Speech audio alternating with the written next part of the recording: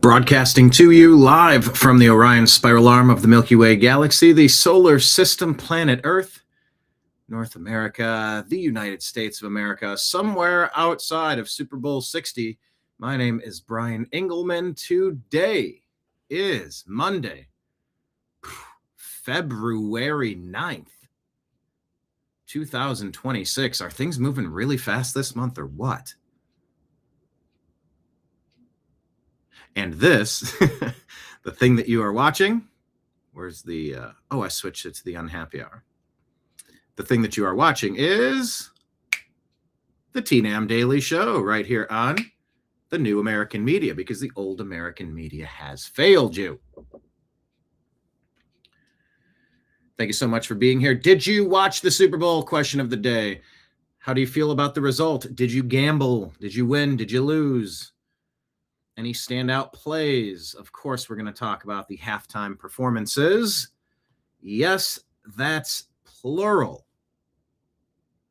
Oh, that is plural. We have some stuff going on. We have options now at halftime. It was like 20 years of satanic performances with demonology and just really going super deep and dark. Pretty obsessive with it, if you ask me. This wasn't about this year. This wasn't about Bad Bunny. This was about a culmination of decisions the NFL has made for 10 years to try to warp and misinterpret, misstate, and weaponize statistics to create a different story of America through Kaepernick, Nike, ESPN, ABC, Disney, to push a super divisive narrative. But you might hear, oh, Donald Trump is divisive, MAGA's divisive. No. Go back to the 90s. You would get a story or two here or there, things that would be flashpoints. Of course, there was Rodney King, there was Tupac, there was OJ. There were a couple of things in the 90s. Matthew Shepard. There were a couple of stories. And there's sort of a universal, just a universal understanding that we had back then. And now things are just very different. And they really have been since 2001, since the Islamic supremacist attacks that took down the Twin Towers and the Pentagon. And we've been in a different direction for 25 years, a quarter of a century. You look at the spending, we had like a trillion or two on the credit card. Now it's at like 40 trillion. You go, you can't pay this back. Like, this is, you killed the goose that laid the golden eggs. This is unsustainable. You've quantitized, digitized, poofed. You've waved your magic wand. And just, here's tens of trillions. Like, it's unpayable. Like, it's coming down because they got greedy, whoever they are. And we know that we're kind of moving in a wrong direction. But yeah, this wasn't about Bad Bunny creating a different Super Bowl halftime show. It was about the Katy Perrys. It was I mean, go down the laundry list. We couldn't even watch the opening games without, I believe, what was it, an inverted pentagram? At the opening ceremony, it's like the Star of David. It's the star in the circle on fire. You go, why did this need to be a part of that? The Olympics are a big showing. It's a portal. It's an energy vampire. What are we doing? We're feeding the loosh. We're crazy for pointing this out. No, we're not crazy for pointing this out. It's right in front of your face, and it has been for years. Just like the pizza stories, just like all the stuff people have been talking about for a long time. And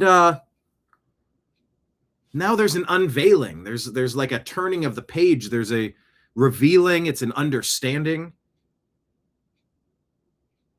We've been lied to for a while about important stuff. And so what do we do with it? Well, we reconfigure. We reconfigure what we put our attention into. We reconfigure the policies and the vulnerabilities that we're going to allow. Vulnerabilities with these voting machines can go online, but they totally don't go online. Yeah, but they can be accessed remotely, allegedly, according to some, and I have no direct evidence that that's true, and I'm not specifically calling out any one company or another. But the concept is if you watch somebody write down on a piece of paper and hand you the piece of paper, that's secure. Once you go to a booth and you don't even get a receipt, and the receipt, it doesn't match up, you don't print a receipt that you verify, and then that goes in one stack, and then the computer, and then they both tally up, and if there's an overage or confusion, you do an audit, you take those, like it's madness. We know what secure elections look like, and we know that we haven't really had them for a while, and you have to wonder just how big of a landslide was needed for Trump to win both of those terms. And some say he won 3 terms, and then 5 states magically paused their count while Trump was ahead hundreds of thousands of votes. And now you have Tulsi Gabbard going to Georgia. Tulsi Gabbard, did she just go to Puerto Rico? Or did the team confiscate the Puerto Rico election systems? And is this tied to Maduro? Because the stories are that Maduro in Venezuela could be linked to some sort of malfeasance or theft of country, treason, coup, whatever you want to name it. It's the worst of the worst stuff. And then there's the Epstein list. Oh my God. It just, there's no making sense of it because, they're on the list. Look, there's an email. You go, this is an FBI tip line of 3 million documents dumped. None of that's proven. There's just piles of things called evidence, not really linked to anything to verify or debunk. It's just stuff. You can believe all of it. You can believe none of it. You can believe some of it. What's the smart play there? Thomas Massey's saying that he's going after all of it. And Elon says he will fund the lawsuits of anybody who gets sued if they're talking about the Epstein stuff. And was he removed from his cell? That was it never felt legit to me that he really offed himself. What did we see? We saw a still image of someone that may or may not be him. And by the way, if you were going to move somebody out in a clandestine operation, how hard would it be to go like this? Close your eyes. Someone snaps a picture, snap, and then you go. You're telling me a guy that had dirt on everybody, it wasn't possible for him to get out of that? Friends in high places, friends in low places, especially with the Bill Barr affiliations. Bill Barr's father gave Epstein his start in college, not the Wharton School, the other one. You know what I'm saying.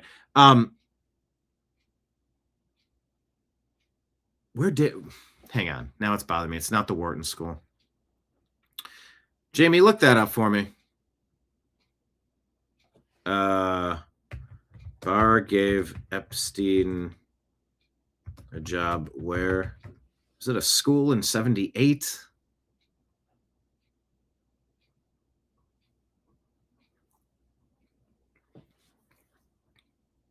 I said Barr gave. No, William Barr, the U.S. Attorney General, did not personally give Epstein a job. It's a family connection involving Barr's father, Donald Barr. Yeah, that's what I'm saying. The Dalton School. What did I say? Wharton. Okay, it was the Dalton School in Manhattan, Upper East Side Prep School.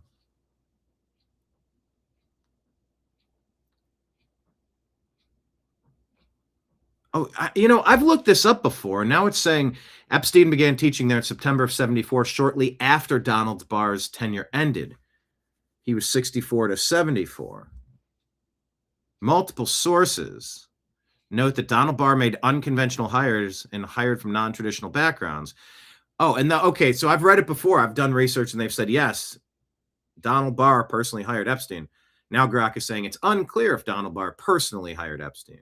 Some reports say it's possible during his final months, while others describe it as happening right after his departure. But the timing and Donald Barr's hiring style, favoring interesting candidates over credentials, are frequently linked. He was there for 2 years till 76, tutoring students, including children of Bear Stearns executives, which helped launch his Wall Street career via a job at Bear Stearns. There is so much that we have to figure out. And that's what we're going to do. We're going to unpack the news. Type in the comments, hit the thumbs up button, hit the like button. Follow us in all of the places, please. Find the New American Media. This TNAM Daily Show is funded by folks like you. I did just get an email that they're about ready to charge me like $700 or $800 more for the Restream yearly subscription. I know you have all, so many of you have been so gracious with your support, your donations, your merchandise over the time that we've been doing the show. Of course, I've been doing the New American Media for 15 years. But yeah, it looks like I'm going to have an $800 bill I'm going to have to pay in 30-something days. So putting at the bottom of the screen the ways that you can support this program. And by the way, no super chats through the month of January so far, sitting at like 93 cents. That ain't going to pay $800 worth of bills. So I encourage you to consider helping out the program. We are on Patreon. Monthly subscriptions could be $10, $100, $1,000. YouTube and Rumble have subscriptions. I think they're like $5, different tiers. Just set it and forget it. It's a monthly $5 donation or something. It all counts. It all counts. It super counts. Then, of course, you can drop Rumble rant tips and super chat tips. Thank you to everybody who has, just from the bottom of my heart. I just got to find $800 to make that happen. So at the bottom of the screen there, all those things are scrolling, as well as we have Venmo and Cash App. Those are just my name, Brian Engelman, BrianEngelman. You can drop your boy a tip, or what was the other one? PayPal. That's fuzzinstallment@yahoo.com as the email address. That's all scrolling at the bottom of your screen. So we've got a million stories to get through. We'll jump in and activate chat once we begin the program. That is going to happen right about now.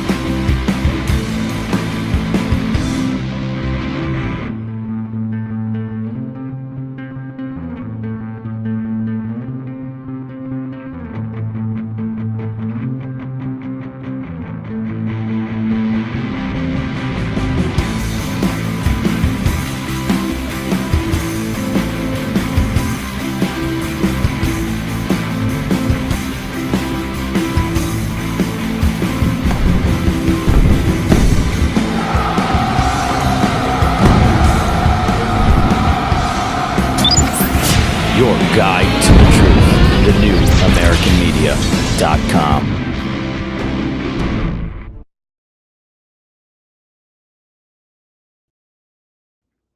Yes, I would say that the Seattle Seahawks, Sam Darnold, I should have put him in the title, Seattle Seahawks and Sam Darnold, Kid Rock and TPUSA, they won the Super Bowl.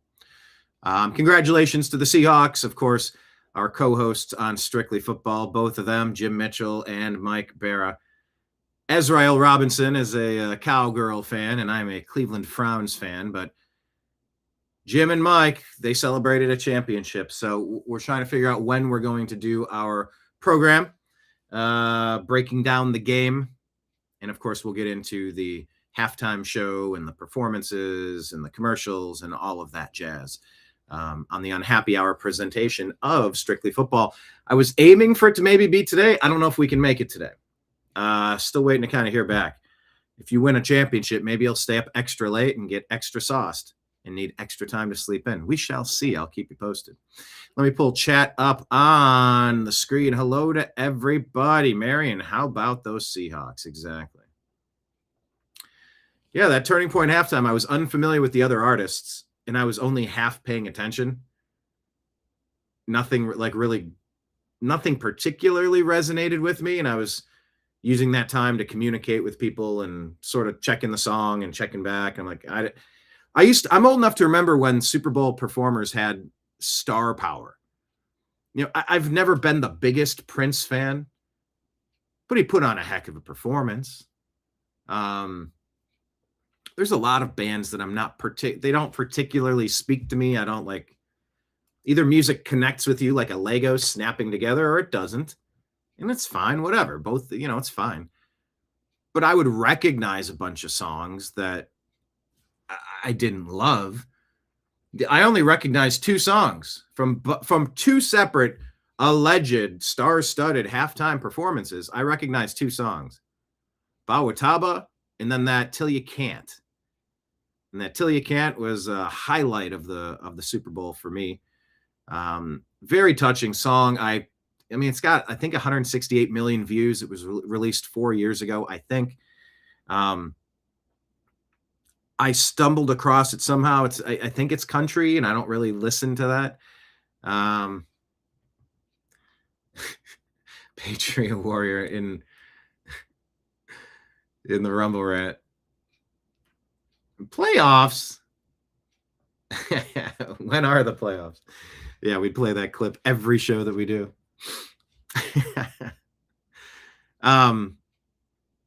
I encountered the song and I loved it, and then I totally forgot it existed. Then Kid Rock brought it back, and I was like, "Oh yeah." Let me get the lyrics. I'm not going to play it because I'm not allowed to.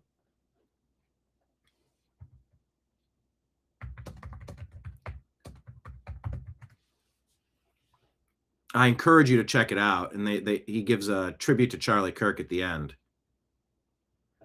Yeah, 2011 country hit by Cody Johnson, written by Ben Stennis and Matt Rogers, topped the charts with its message about seizing opportunities, expressing love, and living fully before it's too late, till you can't. You can tell your old man you'll do some largemouth fishing another time. You just got too much on your plate to bait and cast a line. You can always put a rain check in his hand till you can't.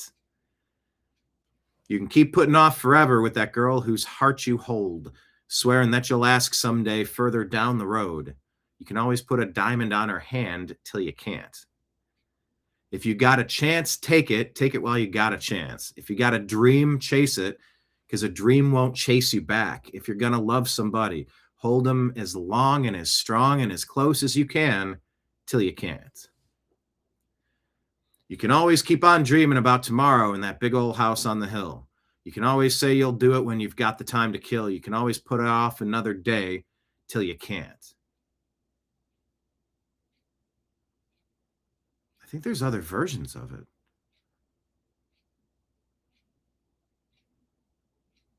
But then Kid Rock added one. Well, Grok isn't telling me, but he said he woke up one day with this song in his head, and he got a voice came to him saying, "Write this down. There's another verse to this song that you need to put out there. And get up out of bed and go write it down, put it on a piece of paper and perform it." And that is definitely how music works. Music hits us like an antenna. Like, it just hits us. I've written songs like, just, you don't even know where it comes from. You're sort of tuning into a radio station that's out there. But he said, he added, there's a book that's sitting in your house somewhere that could use some dusting off. There's a man that died for all our sins hanging on the cross. You can give your life to Jesus, and he'll give you a second chance till you can't. Till you can't. So it was just a lot to think about. Love the song. I totally forgot it was a song, and then I loved it. I'm like, oh, this, you know, it gets me thinking about fishing with my niece and my dead younger brother. He didn't wake up that week thinking he's not going to be able to do things anymore. You know, it gets you thinking about personal relationships, love and love lost, and promises and follow through and all of that. Gets you thinking about, parents you have lost and parents you haven't lost, but knowing one day you might. It's either going to be them or you first, unless it happens together. Very introspective, very, and it makes you think at times, like if my brother called on the phone or something, or sent a text and I was going to get back, I'm like, I'm watching something. I'll get back to him later. It's like, you remember, you're like, why didn't I just pick up the phone? Everybody's too busy. I'll just get back to it later, until you can't. Then you go, shit. And then it's about seizing your opportunity. If you got a chance, take it.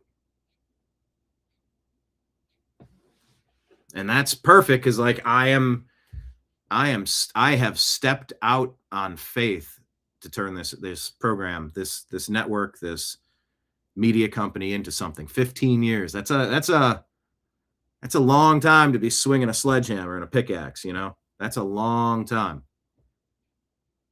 Like, if there's gold behind them thar hills, it's about time we find it, because it's been rewarding, and I've built my talent stack and my skill set.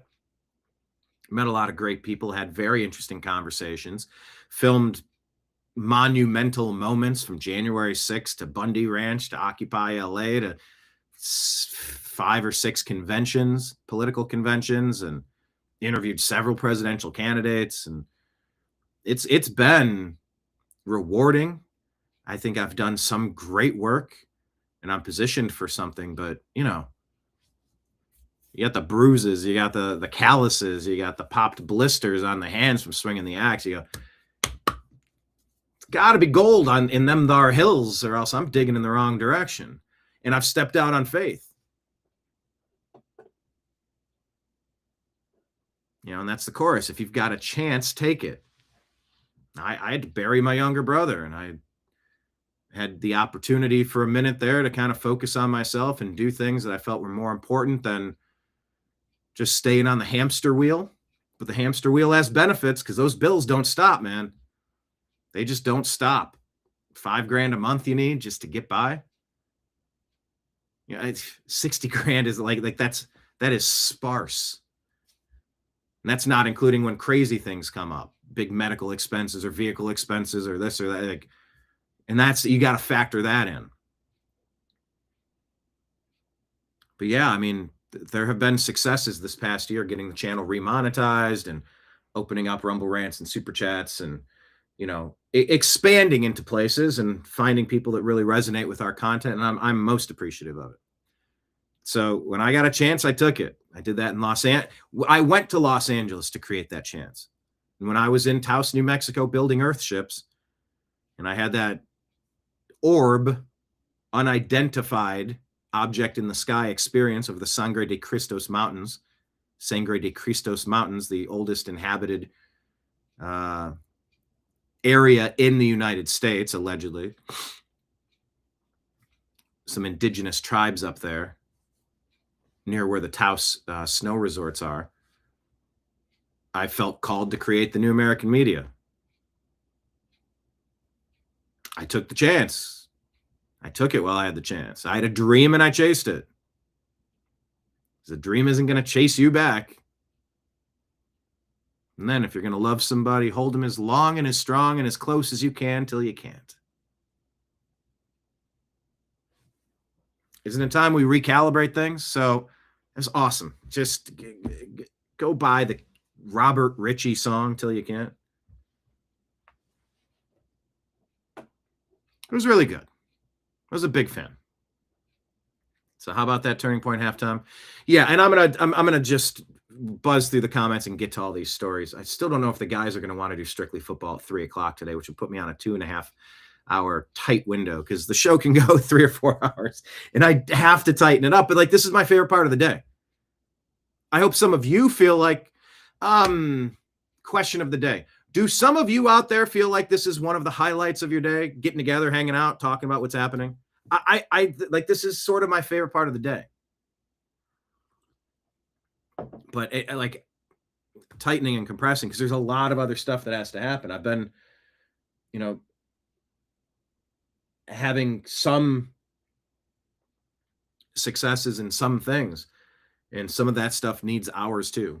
But I love this time, and I dedicate a little extra for this because I feel like there's something here. I feel like, but like you then I look at the statistics, the analytics of the program. It's like, well, how do we grow? We've plateaued. Why aren't we're putting out consistent content? It's good. It's interesting. It's compelling. Where are the fruits of that labor? Swinging that pickaxe. That gold got to be around here somewhere. And it's like you're still in double digits on the YouTube videos. You go, how the fuck am I in double digits? We'd interview John McAfee and we get 130,000 views in 2 hours. And, we have, I don't know. I think we're still battling some legacy algorithmic restrictions, some handcuffs, cement shoes on this account, if you will. But I still, if you got a dream, chase it while you got a chance. I could be gone tomorrow. I told John McAfee, and I got to find that clip. I tried looking for it the one day, but I only looked around for a minute or two and I stopped.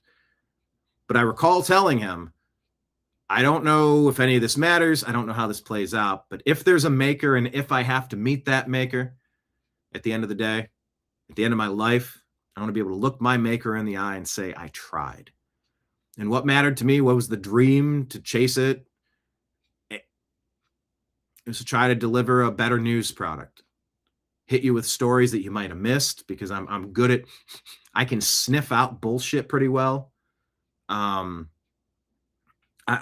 highlight underreported stories. I think I bring a value to the news space. And I've received comments from people saying something along those lines, and I'm appreciative of that. So that's the dream that I chased. That's for sure. But yeah, Turning Point halftime. That was just such a highlight for me. It's just super emotional. Just tears. Just it just hits. It just finds you. And the whole concept of getting a second chance. And I think there's a post or two that I put up, I think on our X account. Make sure you're following us at American_media_. I put up a post that is sort of the Kid Rock 3-part performance was sort of a career arc where he was 25 years ago. And then it was like an orchestral duo. It was interesting. It was moving. And then, changing from Kid Rock to Robert Ritchie. And it's like, do you want a second chance? That's what Jesus Christ and Christianity is about. It's not complicated. And I just had to kind of go through this with one of my most important career mentors, Scott Adams, probably a renowned atheist or agnostic. I don't know exactly how he would have. He probably has over the years. I don't recall. Some sort of agnostic or atheist or something. Agnostic means a belief in something, but you don't know what to put a name on it, so you don't. Or atheist is I choose to believe that nothing created everything, and you go, that's a bold stance. That's a strong, strange stance to take. How could you know? And if you could know, why would you pick 0 ping pong balls out of possibly 1? But just watching Charlie Kirk explode in front of us in September, that was just a couple of months ago. A future president of the United States was exploded, and we watched it. We were here live. Like, we had a mass casualty trauma event that we had to go through. That was a tough show. Real time. I remember we stayed extra. My Uncle Bruce, the pastor, called in, Christian pastor.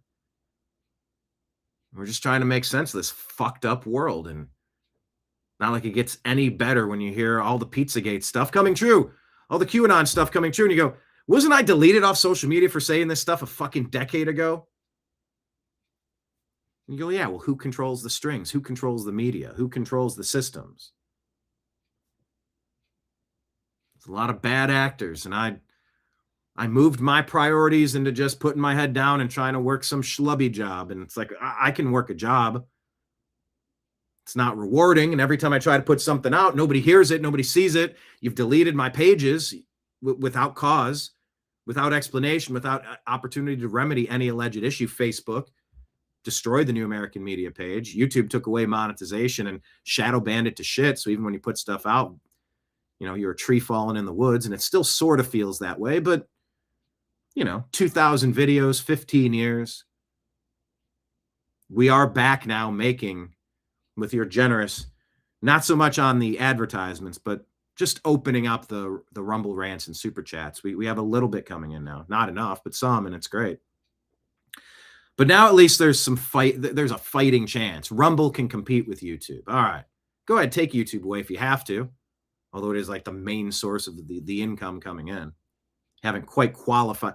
You need like 5 quadrillion impressions to get monetized on Twitter or on X now. I'm like, how do you even get that? How do you get to a 5 billion impressions? Like, how do you run a poll? It gets 1 vote. 9,000 people following the account, and there's no interaction with it. And you go, what is the point of this? And it does feel pointless. You feel crazy continuing to, but like the song says, if you got a dream, chase it while you got a chance. And so I feel like Indiana Jones in the Last Crusade, I think it was. There's only the penitent man shall pass. So you duck down and kneel as the blade comes by that would have decapitated you. And you have to step out on faith, Jehovah, IEOVA. And you step out across that chasm into nothingness, and you land on an unseen brick, an unseen stone path. You had to take a leap to land. You had to trust that there's a supreme being, a creator, a grand architect of the universe, however you choose to define that. So we watched Scott Adams wither away to nothing and pass away damn near live on camera with us.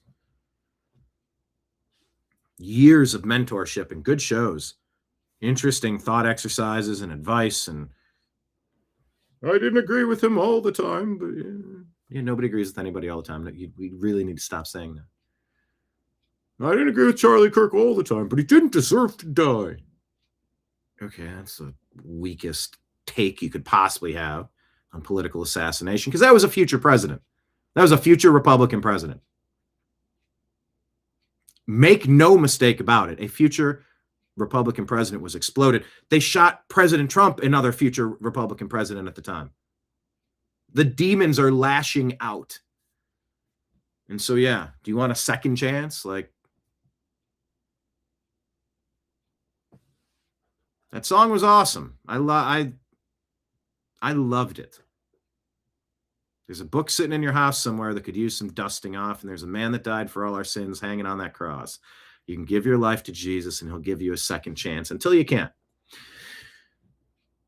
Until you can't.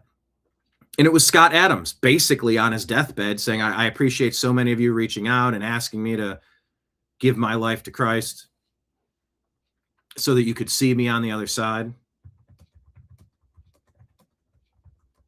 he said he's going to kind of keep some of the personal stuff to himself, but he said, yes, I have decided to convert to Christianity in the hopes that that's true, and I'd love to see you on the other side, something along those lines. And it was right, it was close to the end.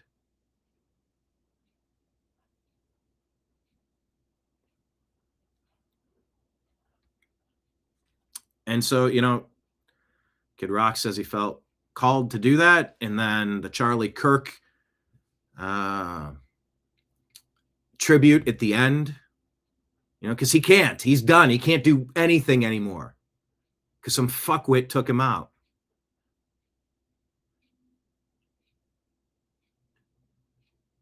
There's a lot of emotion behind that. There's a lot going on. There's a lot to unpack with it.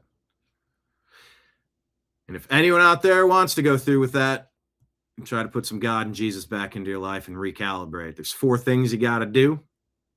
Acknowledge your need for God and recognize you're a sinner. Number 2, repent of your sins and say, I'm sorry for fucking up so much. 3, believe in Jesus Christ as the Lord and Savior.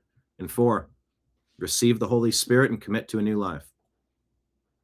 I know I color with the curse crayons a little much for my liking, and some of you are liking, I'm sure, as well. I'm a professional communicator. I use words sometimes. Yeah, so rededicating yourself. Like, I should probably stop doing some things I'm still doing. I've definitely improved some things that I wasn't doing and doing. Like, it's a work in progress. And so the bitter souls that would just reach out talking about how great the song was, the rendition. Like, you mean the song he wrote about statutory rape 26 years ago on a throwaway song, a filler song on an album that nobody heard? Yeah, that's what I'm talking about. Cool. Thanks for that. It just brought up so many emotions for me. And a lot of people, if you look at the comments, a lot of tearing up, welling up, and just being moved.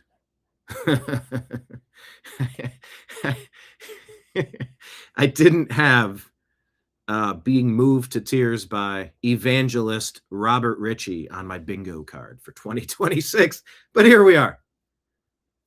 But the story of the Bible is also a story of taking imperfect men and women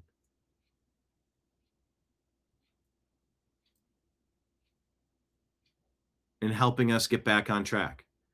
What is the opposite to that? We fuck up once and our life is done. Like, it's just to overthrow it in the trash. Abort our life like it's an inconvenient child stemming from a one-night stand, a sloppy one-night stand. We didn't. Okay. Yeah, just throw that in the trash. So the Satanists can play with that human flesh, by the way.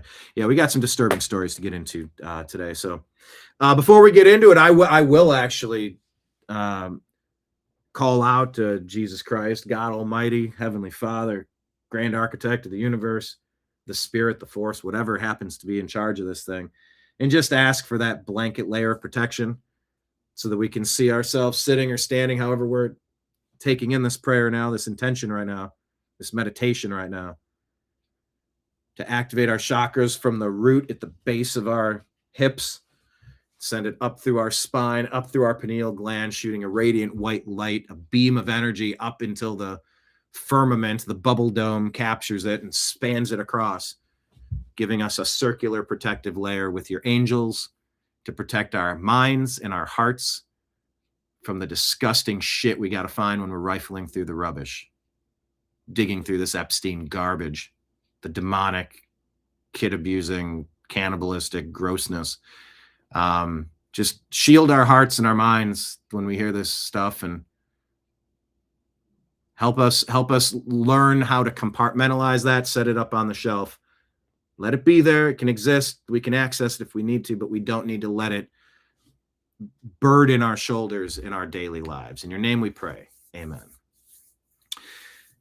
Because if you don't invoke the name of God, if you're going to embark upon something important, something difficult, something challenging, something great, it's a missed opportunity. If I could go into that cave, I guess go back to that analogy where I'm swinging the pickaxe, looking for something, looking for sustenance. Got to find that gold, sell that gold, to get that food, to get that shelter, all that stuff. Wouldn't it be better if you had someone with you with extra lighting, an extra set of hands to watch out, maybe watch your back, or to give you a sense you got to get the hell out of there right before a collapse? Like, you don't know why an angel can grab you and keep you from succeeding in some things, or dragging you out of situations, or putting you in an opportunity when you're ready for it. But my understanding of the angels is you sort of have to talk to them. You got to acknowledge them and thank them, because, if we're created in God's image, don't we appreciate being thanked? How often are we going to continue helping people if they're ungrateful? If they keep doing the same dumb shit that puts them in the bad spot? It's like, hey, can you help me tow my car out? Why? Well, I was doing donuts and I spun out and I end up in the grass and I can't. All right, dork. Next week. Hey, man, I hate to look. I'm sorry, dude. I'll get you a beer, but can you come out here and put? Why? What happened? Well, the thing I was doing, I did it again, and I ended up doing the same exact thing. It's actually in the same spot. Okay. So gratitude will go a long way, and then changing behavior goes a long way. So to thank and call out and ask for angelic assistance, messengers, helpers, guardians, protectors, Archangel Michael to defend us with physical force and power and strength and precision if we have to take evil out hand to hand, if you will. Yeah, I'd rather call upon that guidance and assistance than leave it hanging. If all you got to do is ask and be appreciative, I'm going to ask and say that I'm appreciative. Because some of these stories are just, I don't watch horror movies because I don't really want my brain to soak up that content. Maybe it was The Ring, probably 25 years ago. Like, I had roommates that would watch that shit, and I'm like, yeah, I don't want to go to bed thinking about this stuff. And now you find it all in the Epstein files. So, Marion, how about that Turning Point halftime? That's what I think about the Turning Point halftime. Hello, Trash Panda, Texas. Lake Leon, Droopy Dog, John Brenneman in the house. Welcome, everybody. Marion watched most of it, except for the halftime. Except for the halftime? Lake Leon didn't watch anything. Marion's happy with the outcome of the game. Yeah, I'm happy for Mike and Jim. How cool that, like, season 2, they got to live, like, every week, like, really focused on their Seahawks. Like, what a special season for. I'm just happy for them. I really am.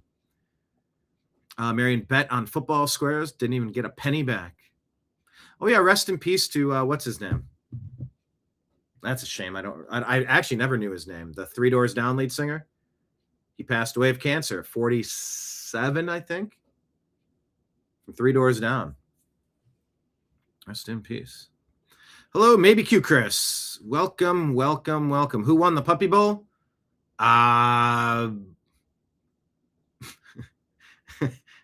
Snoop Dogg. I don't know. I got nothing. Did anyone watch the Puppy Bowl? Lake Leon, I don't know what we would do without you. Oh, stop. Love everything you do for us normal peeps. Appreciate you. That's nice. Marion says, question of the day. Yes, we look forward to your Brian talks. Yeah. They are Brian talks. David says the alternate halftime show was perfect. David, elaborate on that. Tell me what in your mind, what made it perfect for you? Yeah, I switched right over. Had a bit of a glitch trying to get it to cast from a device onto the TV, and it closed Rumble. And then I had to open YouTube, then try it on an app. And it was like a bit of a jumbled thing for a little bit, but we figured it out. But do me a favor, hit like, hit subscribe, share the show, send it out on X, send it out on Facebook. Please do all of those things.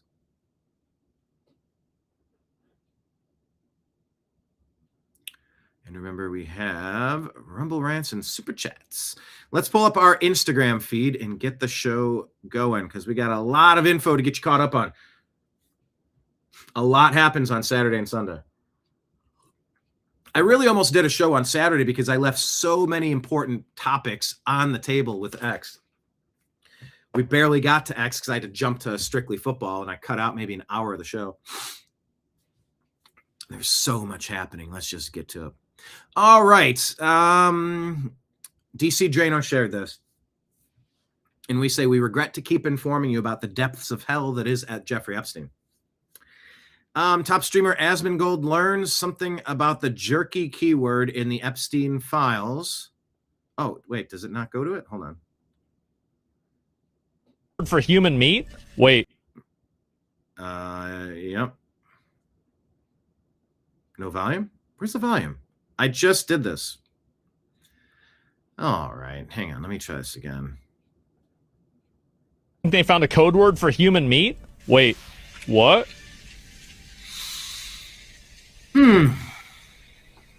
Hope you are feeling better. Did we analyze the jerky? Why didn't we get jerky this week? I also added more to the jerky and ginger lemongrass. Thank you so much. Super cool. Beef jerky, delicious. Jojo is here and we'll walk the jerky over to Jeffrey. We'll walk the jerky over to Jeffrey. What does walking jerky over to Jeffrey? Sounds like they're doing the thing that's the grossest thing. Why would jerky walk around? Why would it do that? Delicious lunch, beef jerky.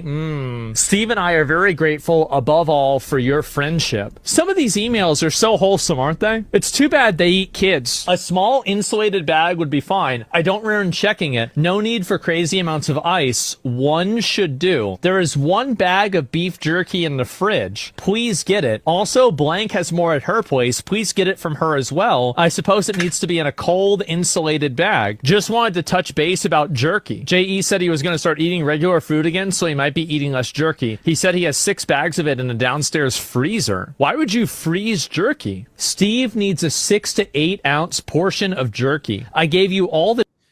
This is very similar to pizza and hot dog keywords. Jerky appears to be a word that the elites started using due to the public learning about pizza and hot dogs. They had to change it. Jerky we had, and it lasted only half the amount of time it was meant to. I felt like it was more important for you to have the jerky to eat during my time off. My plan is to make a batch before I leave for LSJ, and some Little St. John. of that will go to Steve, and the rest will go... Steve? That's not Steve Bannon, is it? Bannon got implicated big time over the weekend. To you at LSJ. Or at least... a lot of people are talking about it now. LSJ when I arrive. Little St. James Island. And that's what LSJ must mean. So logically, thanks. That means that they were doing this off of the island. Steve Hansen is sending jerky to your attention Steve Hansen. Okay, they're saying that's who Steve is. overnight. I believe it should be enough to get him through. Jeffrey Epstein is asking to bring him more jerky. I'm flying in on Friday. I will bring jerky. Is there a time I could come say hi and drop off the beef jerky? And that's from Jeffrey Epstein. Francis has time to come tomorrow. Show me how to make it. Jerky class anyone. He will bring you to taste his new jerky recipe from the restaurant. He sends a warm hello. He's working at a restaurant called guys, the restaurant's called Cannibal and Cooks. Wait for it, beef jerky and steak. Can blank make some jerky? I think we should landscape all around the house to use the water if possible, if the main house is not enough. Are there any recorded images of Jeffrey Epstein with beef jerky at all? No, there are no recorded or publicly known images of Jeffrey Epstein with beef jerky. Who sends beef jerky to a lab for analysis? Wait, what? I was looking for the beef jerky as I knew it was in my suitcase, and I thought that maybe I left it on the beach, only to find a small plastic bag near my dog's bed. I'll email Francis to make us some more, as I need 6 to 8 ounces to send to the lab, and I'll forward to Francis the info to send to the lab directly. Guys, I think something's going on. What's this here? Commercial? Apparently it's his last girlfriend who's active on Twitter right now. Check the mail. Names for hers again. Oh boy, oh boy. People are saying this is Jeffrey Epstein's last girlfriend. Could you imagine someone like that even having a girlfriend? And this is the same name as inside of the files, and her name change hasn't occurred since 2017, before the files released. After years of silence, the truth. Jeffrey was innocent. Really?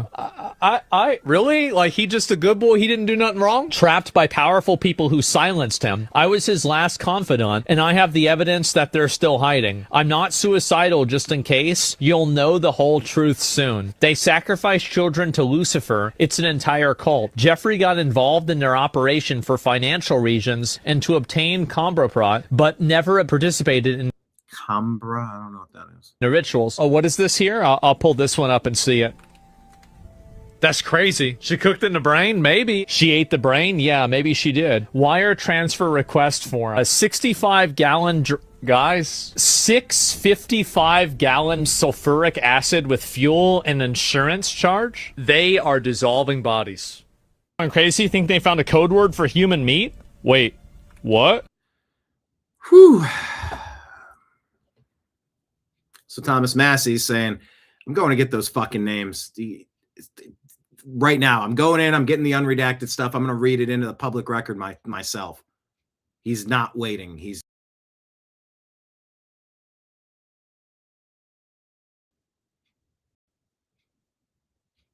Did you catch that?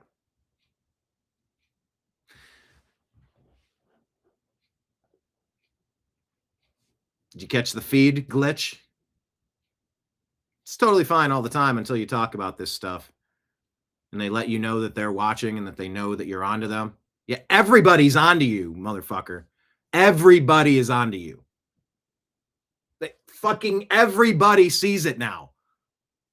What does that message delivered to this account mean when everybody sees the same stuff?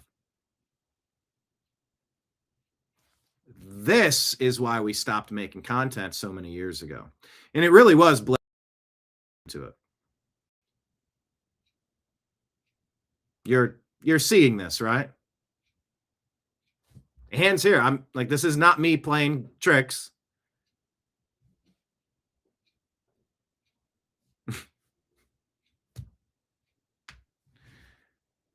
Yeah, our accounts started getting heavily fucked with when we started talking about Seth Rich, Vault 7, WikiLeaks, Assange, Vault 7, McAfee, the computers and devices McAfee gave members of Congress, then he had all their information. Pizza, Q, all of it.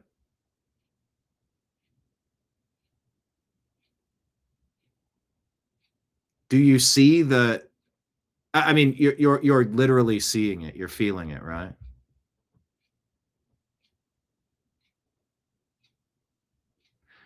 Everybody sees what they're up to.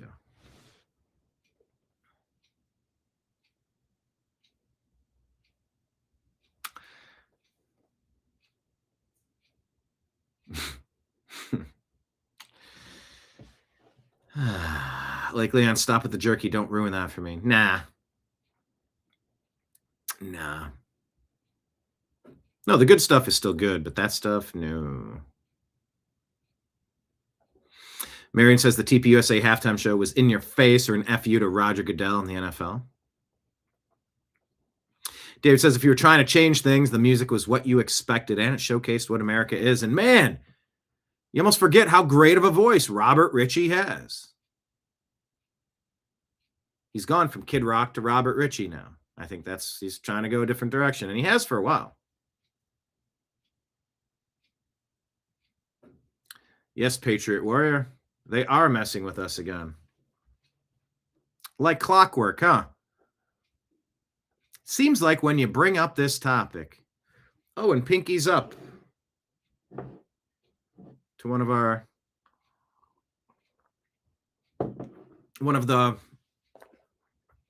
regular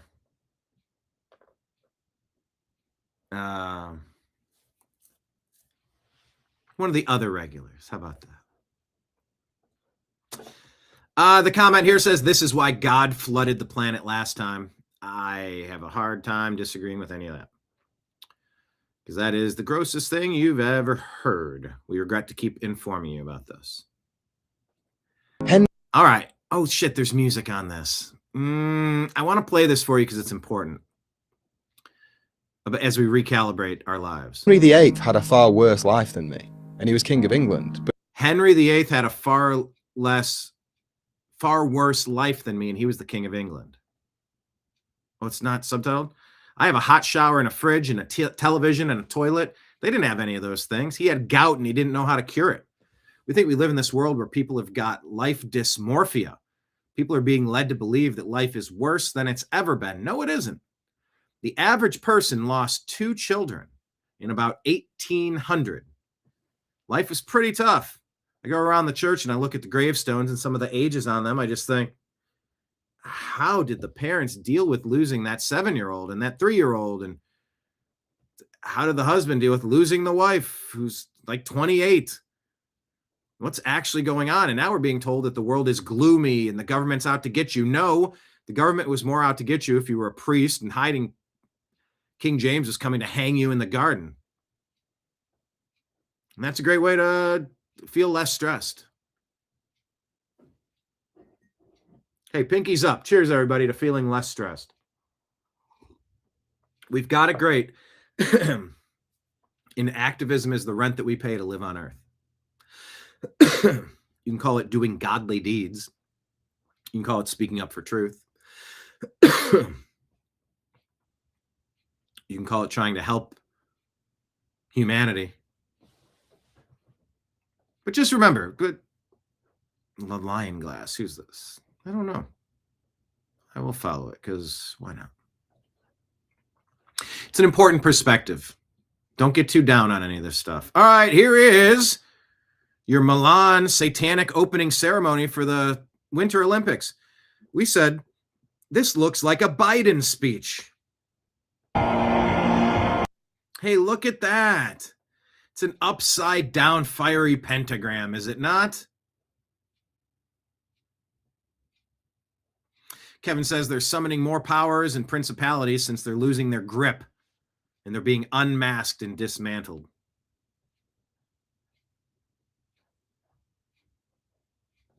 Checking the comments. Jesus is king, king of kings. Our God be praised forever. When else? Didn't they do all this nastiness for the opening in the last Winter Olympics? I feel like they did. The rise in evil is apparent. Are we at the end of days? Well, fuck them.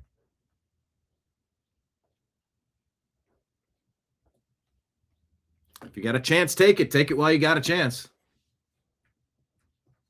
If you got a dream, chase it, because the dream won't chase you back.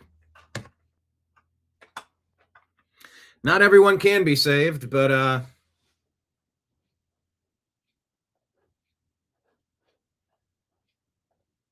look at that crap. It looks like a Joe Biden speech. Remember that one that he gave? It looks like that Joe Biden speech. Yeah, all right. We rebuke a demonic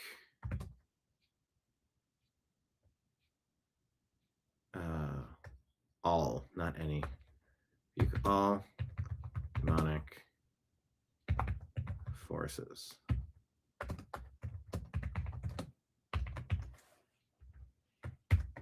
All right. That is what it is. You all saw that, right? Now you see it. Let's keep it moving because YouTube loves to, if you play anything for the Olympics, how dare you play anything from the WWE or the Olympics, you get smacked on your wrist. You lose your monetization. Oh, they did that for my last show, the Friday show. Because there was an Alex Jones rant that had Money for Nothing in the background playing as he crescendoed. Remember that clip? And I wanted to hear the words, and there's not a button you can press to like just instantly filter out the music, so I didn't want to hear the music. Got flagged for it, so we didn't make any advertising revenue on that whole 3-hour video from Friday. Glad the record company made it because I wanted to hear Alex Jones talk. It's so backward. Anyway. All right, that's what's happening. Gentry Givers, satanic opening ceremony for the Winter Olympics. They're not even hiding it any. Hey. Fiery gates with an upside down pentagram. Super. Eric Daughtry reporting. You are under arrest. Be seated where you are and follow the directions of officers. Minnesota police are unleashed, charging at leftists outside the federal building where ICE agents are. You are under arrest. Be seated where you are and follow the... Filmed by Brendan Gunschweiger or something. BG on the scene. Tons of arrests made. The left is livid. This is incredible to watch. The local police are laying the hammer. Directions of officers.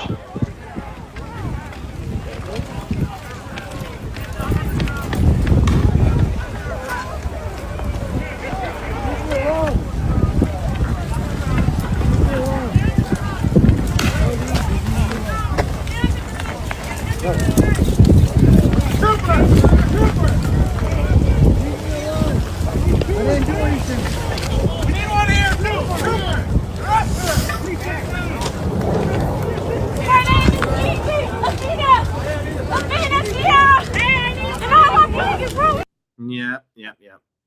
Well, this is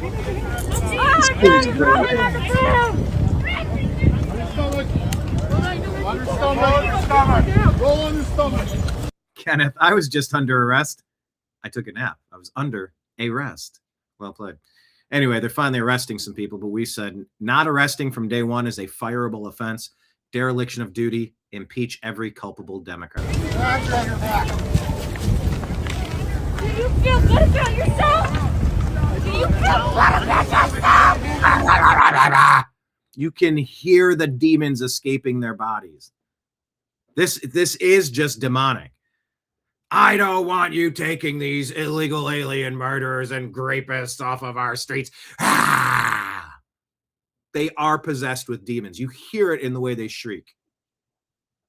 I can't breathe.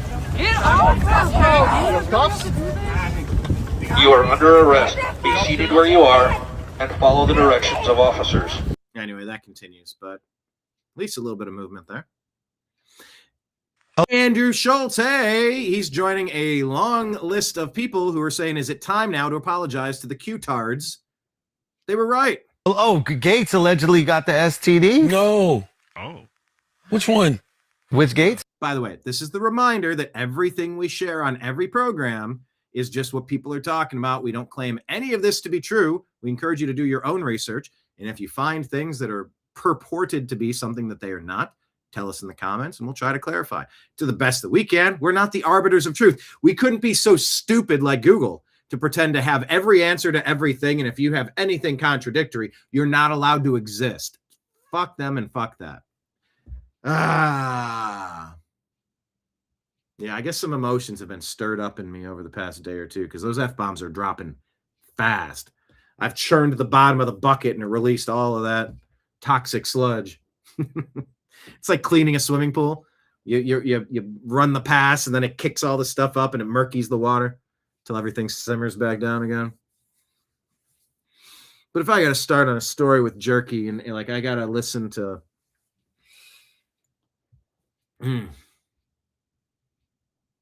yeah, I don't want to hear how I'm wrong coming from people who don't realize I was right. So it is a little aggravating. So everything is an accusation. None of it is true, nor do I purport it to be true. I'm doing the best that we can to sift through the rubbish, trying to differentiate fake news from fact.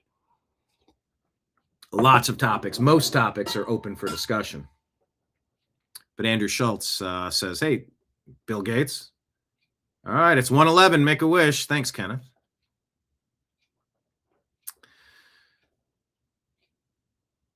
So Bill Gates all over these latest files, including planning a pandemic, allegedly. Really?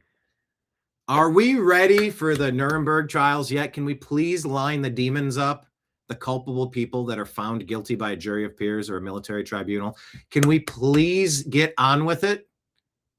Cleanse. There is no justice until there's a cleansing, until there's penalty for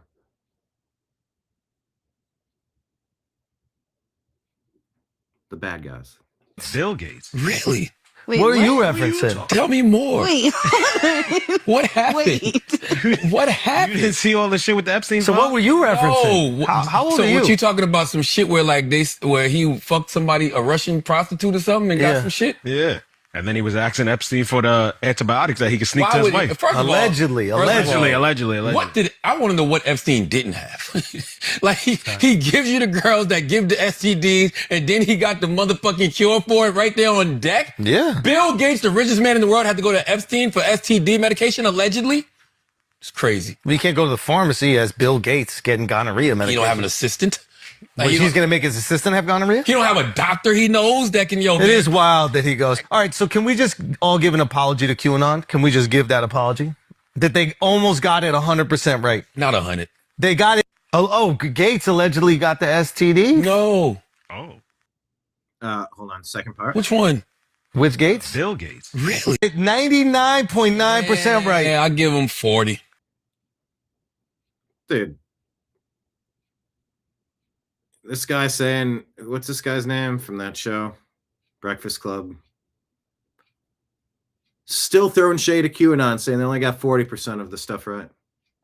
What? Shit still got to unfold, bro. Like, there's a lot still unfolding. QAnon's whole thing was that there is a global elite, a cabal of global elites that are all doing nefarious satanic rituals, having sex with underage children, doing man, other... Yo, I'm not giving QAnon props before I give the black Israelites credit, then. Dude, what are you talking about?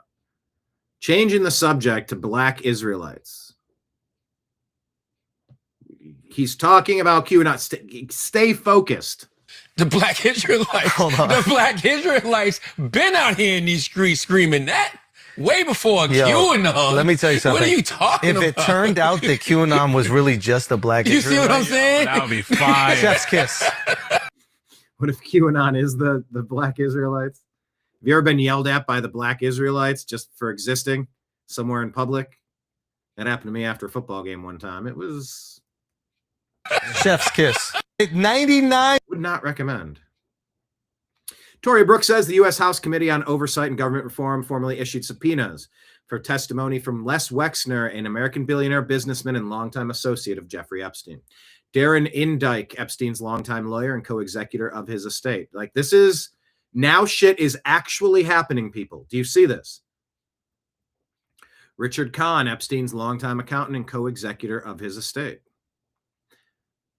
These subpoenas were issued because committee members identified them as key figures with knowledge relevant to the broader investigation into Epstein's network.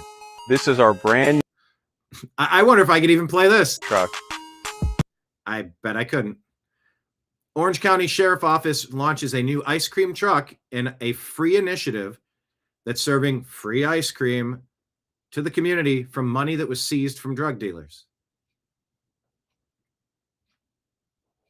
Giving away free ice cream. We are not charging anyone for the ice cream. How wild is that? Oh, listen to the CEO of Chipotle. Did you hear this? Allegedly. Of our core users are 60% of our core users are making over $100K. over $100,000 a year in income, in average household income. That gives us confidence that we can lean into that group in a more meaningful way, whether it's the solo occasion and or group occasions to really drive meaningful transaction performance in the year. We learned that CEO of Chipotle says the company is going to continue raising prices simply because they can. 60% of core users make over 100,000 and he thinks that they'll just pay more. So vote accordingly with your dollars. Jake Paul, who was part of the Mr. Beast giveaway on Super Bowl Sunday, I think an investor in Whatnot had a really huge day. 550,000 simultaneous streaming, live viewers, I think. Jake Paul says if you don't like ICE, then you can't call 911 when you're in trouble. If you don't respect law enforcement agents, then you shouldn't depend on them. When Billie Eilish gets her home broken into, it's not going to be fuck ICE. I can promise you that. Exactly. Jake then says, wait, technically she can't get broken into because she stole the land. LOL. Toria Brooks says, per New York Times, Washington Post CEO and publisher Will Lewis has stepped down. Bricks News says South Korean scientists create a life-saving spray that will instantly stop bleeding. Oh. Okay. Tim Dillon has thoughts. Just all give an apology to we got QAnon. Can we just give that apology? That they almost got it 100% right. Not 100. They got 99.9% right. Yeah, I'll give them 40. Whatever, dude. They're talking about pizza. Here's Tim Dillon. Remember Pizzagate that was all fake? Everybody's going they're all talking about pizza. It's weird. It is odd. It is strange. And these are code words. We know that. They're actually code words for pedophilia. So it's like, I've gotten calls from people going, wait a minute. Am I crazy or am I now in QAnon? Now, maybe you're not in the far reaches of QAnon, which is like Biden died and was replaced by a clone, or, you know what I mean? That's hardcore QAnon, but I think we're all QAnon light. We are all QAnon light right now. They're talking about pizza. Remember Pizzagate that was all fake? Yep. I can't believe I'm. And here's Bill Maher saying the same exact thing. Saying this, but talking with Stephen A. Smith. Where does QAnon go for the apology? You know, I mean, QAnon, which believed in lots of really ridiculous things, like, you know, Democrats eat babies. Yeah. But they were kind of harping a lot on the idea that the elites are running this pedophile ring. And I mean, I made jokes about them. I also made jokes after the Epstein thing happened originally that were on the idea of, well, you know, obviously there was some smoke there. Well, now with all that's come out in the last couple of weeks, there's a little more than smoke. It does look like anybody who was at all able to get in touch with Jeffrey Epstein, he was the man. We're doing it. They just, yeah. I mean, and then they all lied about it. Everybody has, and the arrogance also of thinking they could just use their real name. Yeah. The emails, a lot of these things we're seeing, there's no pseudonyms. It's just really them. In an email, which they, I can't. And I still contend, I think the hubris of Obama, I think Obama has wrecked more than most of you understand, and you're a very smart audience. Even more so than you understand, and you understand a lot of it. It's way worse than you realize. I think the hubris, the arrogance of Obama, etc., the deep state, Brennan, Clapper, Comey, like Clinton, Biden, Harris, Mayorkas, all these, the worst of the worst. I think their arrogance and feeling of invincibility is going to get them. I think it's going to come back to bite them in the ass.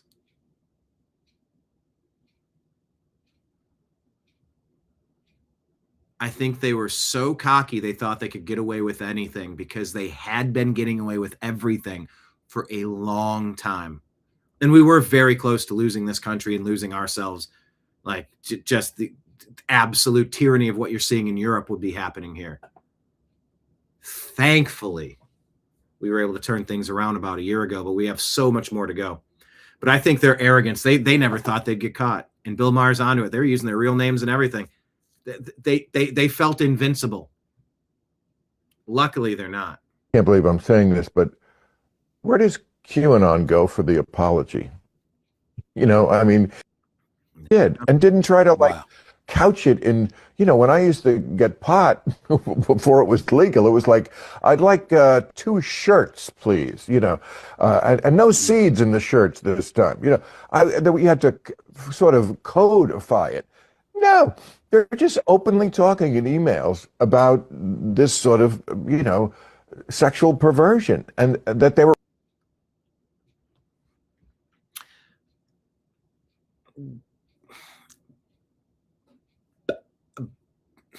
Okay. All right. Fair. Appreciate that. But if you were a betting person and you had $20, you had to place a bet.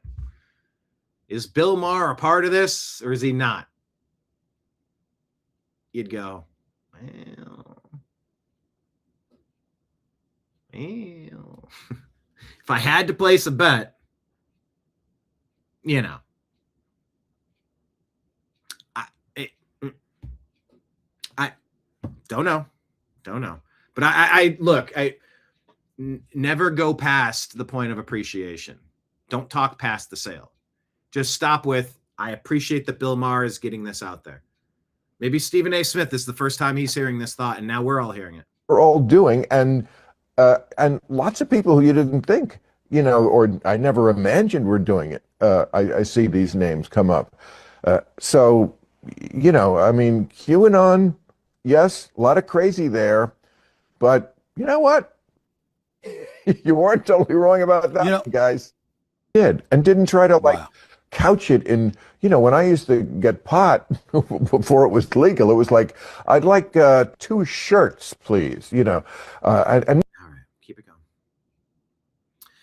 Overton says Bill Maher couldn't believe he was actually saying it, but he asked the question anyway. Where does QAnon go for the apology? When Stephen A. Smith asked his thoughts on the Clintons appearing in the Epstein files, Maher noticed one group had been way ahead of the curve. Yep. Barbaric Barbary says it's funny the New York Times is finally reporting things we've known for damn near a decade. The latest Epstein files show that Ghislaine Maxwell helped advise on the launch of the Clinton Global Initiative and arranged $1 million in funding for it. Not surprised.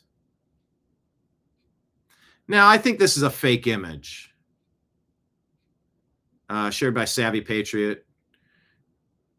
Is this AI or is this real? That looks exactly like Jeffrey Epstein with a beard and long hair. The post says, look who we might have here. Is this the synagogue of Satan's island boy? Did he fake a suicide and rise again like the pedophile Messiah? Spotted today in Tel Aviv, surrounded by an excessive amount of security. What a fake in time to be alive. It's not AI. Could they be throwing it in our faces? Let me ask Grok.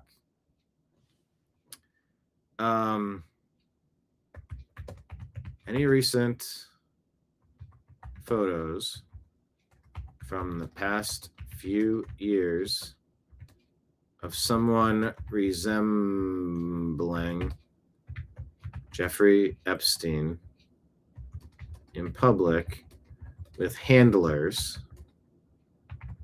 with long gray hair and a beard? Yeah, you couldn't hide. That guy looks like Andrew Jackson. He's got this big Easter Island sized face. He's like, ooh. It's very knowable. Very recognizable. Grok is searching. While Grok searches, let me say thank you over here. Patriot Warrior drops a $20 bill into the tip jar. Appreciate you. Thank you so much. That is awesome. Says, great show as always. Having fun, man. This subject matter is brutal, but what am I supposed to do? Not talk about what's happening and not try to make sense of it? Like, I can't not do it. So if you find it to be a great show, I'm appreciative of that. Thank you so much for that 20 spot. Kabam. I'll give me a third of a tank of gas. Every tip that comes in, I like try to break it down. Like, all right, what does it mean? Okay, that'll pay for, okay, awesome. Thank you. It means a lot. All right, what is Grok going to tell me about this? No credible, verifiable, viral image surfaced early 2016. Fact checks confirm it's AI generated or digitally manipulated. All right, this is the picture. Hindustan Times. Yeah, that's a fake site, right?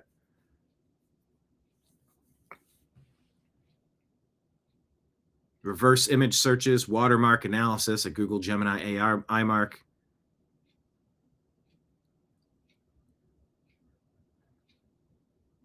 There it is right there. Can we see it? Yes. I mean, that definitely looks like that from the side. But they're saying it's not true, so there you go. I don't know what are the rest of these posts. Mr. Obvious posts that the anonymous 4chan poster who reported seeing Jeffrey Epstein being carted out of his cell alive the day before his alleged execution has been revealed by the Epstein files as Roberto Grijalva, MCC prison officer. This 100% confirms the 4chan post was written by a verified witness, allegedly. It's hilarious, Mr. Obvious continues, because all they can do is yell, "More Russians," blatantly ignoring Jeffrey Epstein himself, saying he works on behalf of groups like Israel, the Rothschilds, Mossad, etc., either directly or indirectly. He also talks about Zionism and Jewish supremacist ideology. Yeah, you got Jewish supremacist ideology, Islamic supremacist ideology. Equally non-starters, I would say.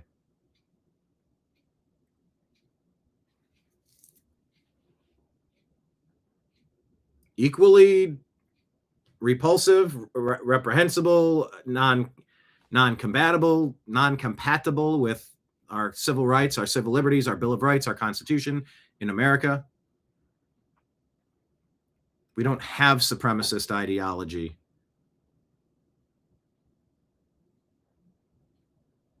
Protected. So you couldn't really allow Jewish supremacist or Islamic supremacist ideology, I would imagine. Leading report says a statement announcing Jeffrey Epstein's death revealed in newly released Epstein files, but was dated one day before he allegedly died in his cell, per Daily Mail. This is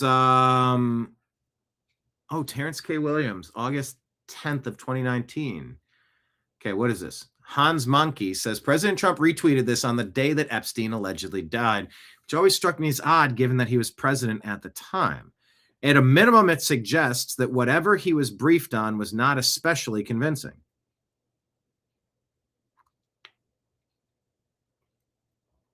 Died of suicide on Suicide Watch 24/7. Yeah, right. How that happened. Epstein had information on Bill Clinton, etc. Oh, and now he's gone. I see the Trump body count trending, but we all know who did this. Il Donald Trumpo parody account says, I know my cues go crazy down the rabbit hole sometimes, but someone owes them an apology. Insurrection Barbie says, I'm going to say this again for the cheap agit-prop seats in the back. Donald Trump has been investigated by the FBI, CIA, NSA, IRS, and 3 state attorney generals. Not to mention that the Epstein files were in the possession of the Biden DOJ that was headed up by Merrick Garland. They raided his house over trumped-up charges, no problem.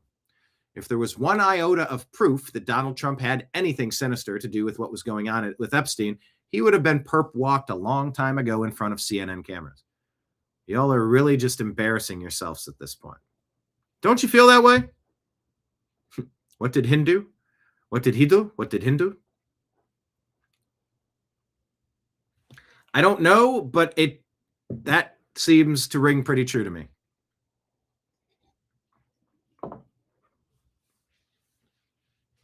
Yeah, well, he took pictures with them. Yeah. Epstein went to where all of the people, all of the movers and shakers were. Zero indication he was ever at the island. Plenty of indication he kicked him out of his Mar-a-Lago club. He cooperated with the prosecutors to get Epstein to hold him accountable for his criminal activities. And then wasn't it his Department of Justice that arrested him, took him in, kept him there? It doesn't really sound like the guy who's best friends with him, but you know, never let reality get in the way of a good story, I guess. Private Eye Russ says, you forgot Robert Mueller and his investigation. Robert Mueller is one of the best investigators on the planet. He also happens to hate Donald Trump. He had an army of investigators and an unlimited budget. If he couldn't find anything on the man, it doesn't exist.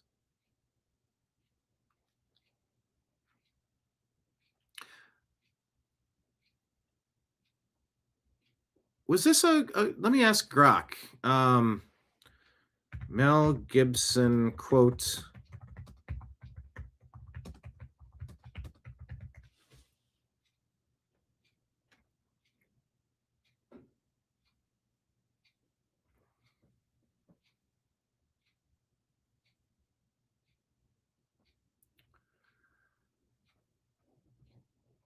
Let's see. Entirely fabricated and been repeatedly debunked. Okay. But Mel Gibson has been down the rabbit hole for sure. What's this? If you read the Epstein files, I mean, really read them, you won't be liberal anymore. You'll understand why they want illegal immigration. Why they want open borders and push transgender ideology, and why they've been pushing for abortion. This isn't make-believe. This is real life. Wake the fuck up. Actually, that'll be a good quote. Wake the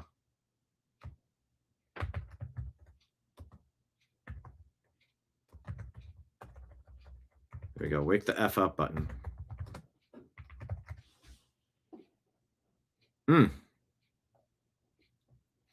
real AC, I like this one. Most of y'all didn't read the WikiLeaks emails from 2016, and it shows. Raise your hand in the chat. How many of you have been here since 2016? Have you recently caught up to what's going on, or have you been following these things for a long time? Curious to get your thoughts. I wonder if I can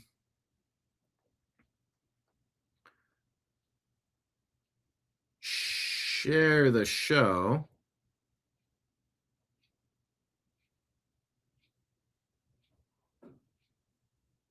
Let's see. Where is the page?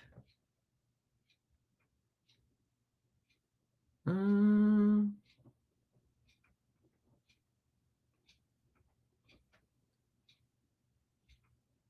want to share it into the group.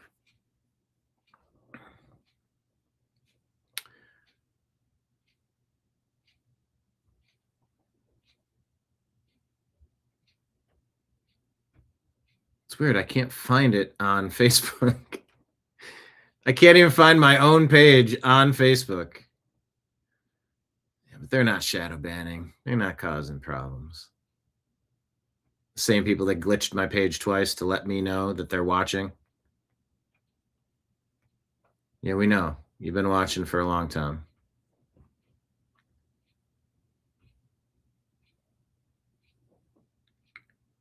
Is this the show?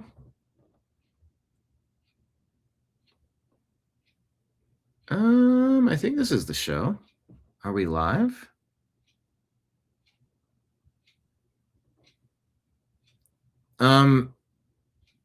It's actually not showing. Why are we? Hang on a second. Are we still streaming? Hang on, where are my channels? Where's Facebook? Facebook stopped streaming. It went offline.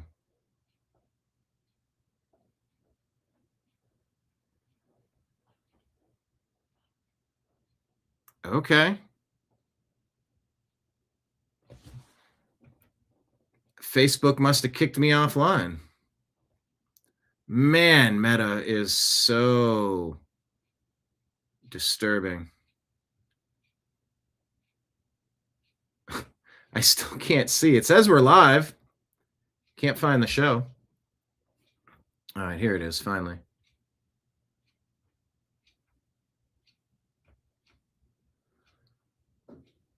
Join us live. Put it in the unhappy hour.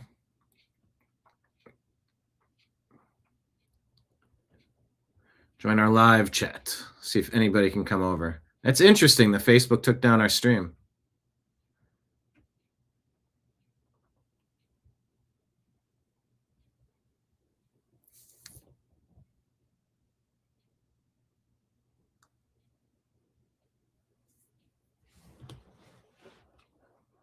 But how many of you watched, read the WikiLeaks emails from 2016?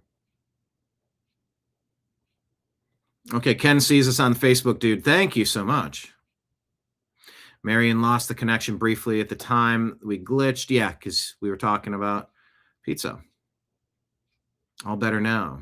David can see and hear us. Okay, good. Thank you, everybody.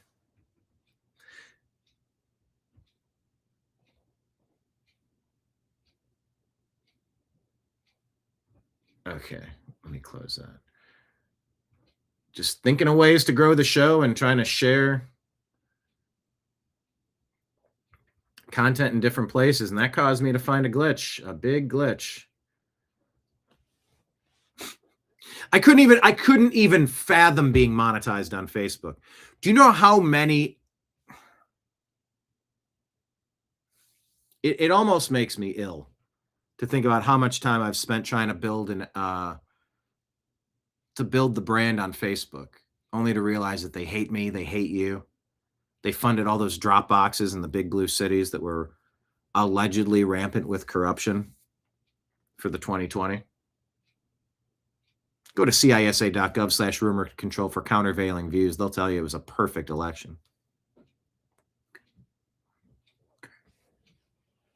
Marion didn't read the old stuff. David did.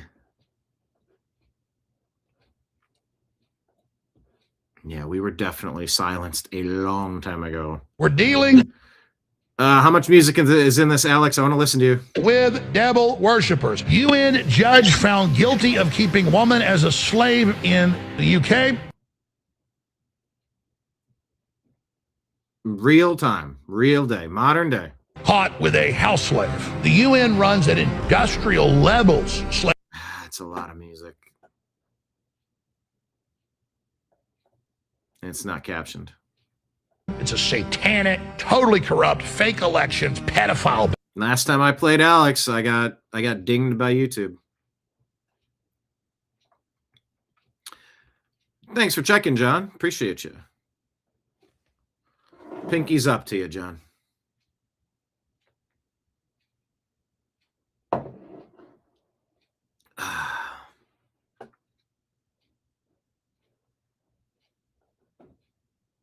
Oh, here, let's let's make the head of Amber Alert the lady that's a convicted child trafficker. That makes perfect sense. You think devil worshippers would release a virus they made and then give you a shot that's 100 times worse and grows prion crystals of the HIV virus in you? Who would?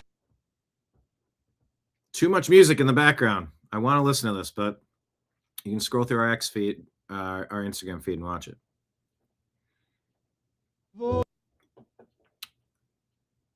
Oh, God. Here we go. Here's more of it. Tucker Carlson talking about it.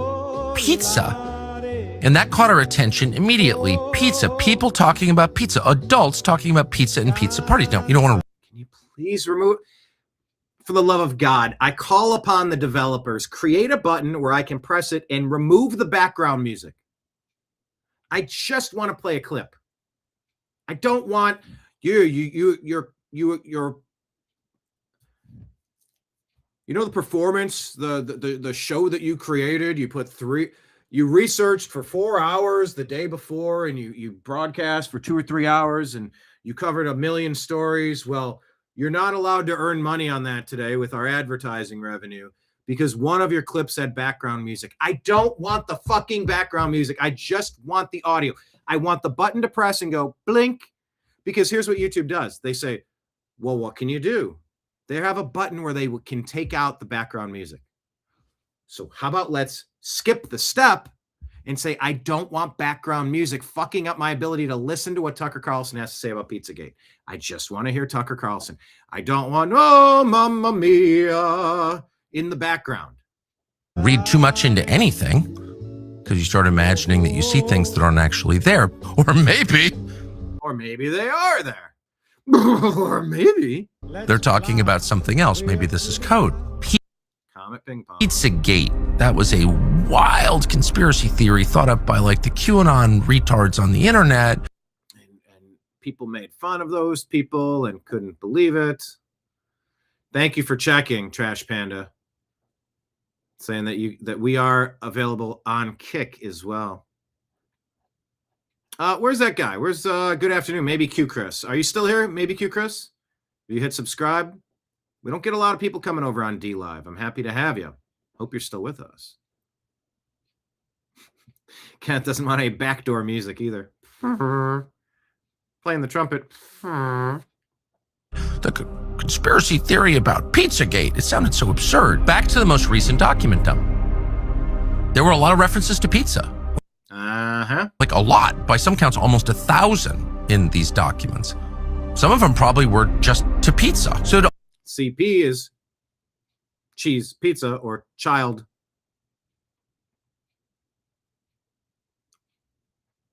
Stuff. All the people who dismissed out of hand this conspiracy theory.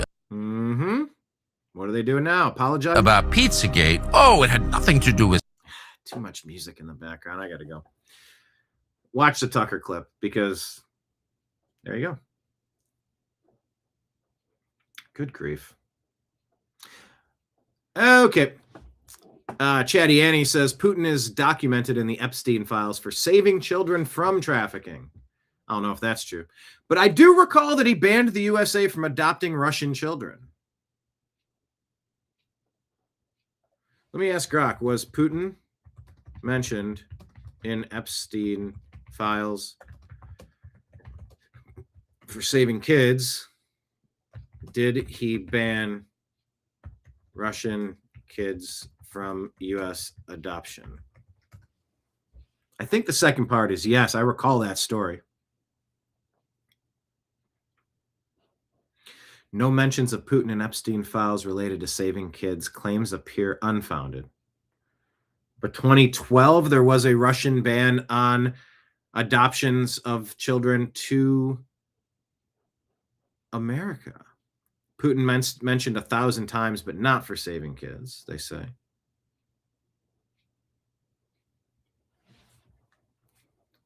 Reference involve Epstein's repeated attempts to arrange meetings with Putin, offer information on Trump to Russian officials. Oh, look at that. See, it wasn't that Russia was rigging the election for Trump.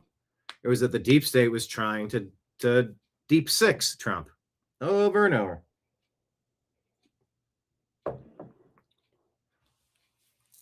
Positioning himself as a wealth manager.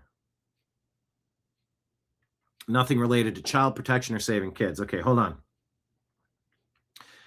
Putin relocated Ukrainian kids in 22 to save or protect them from trafficking rings. That's misinformation. It's unverified.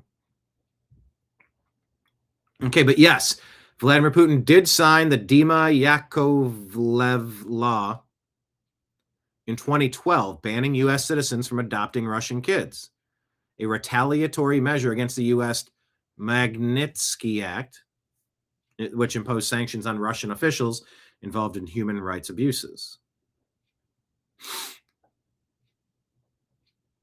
Oh, the law was named after a Russian toddler, Dima Yakovlev, who expired in 2008 after being accidentally left in a hot car by his U.S. adoptive father. An incident Russian authorities used to highlight alleged abuses in U.S. adoptions. The ban halted hundreds of pending adoptions, 1,500 at the time, and remains in effect today.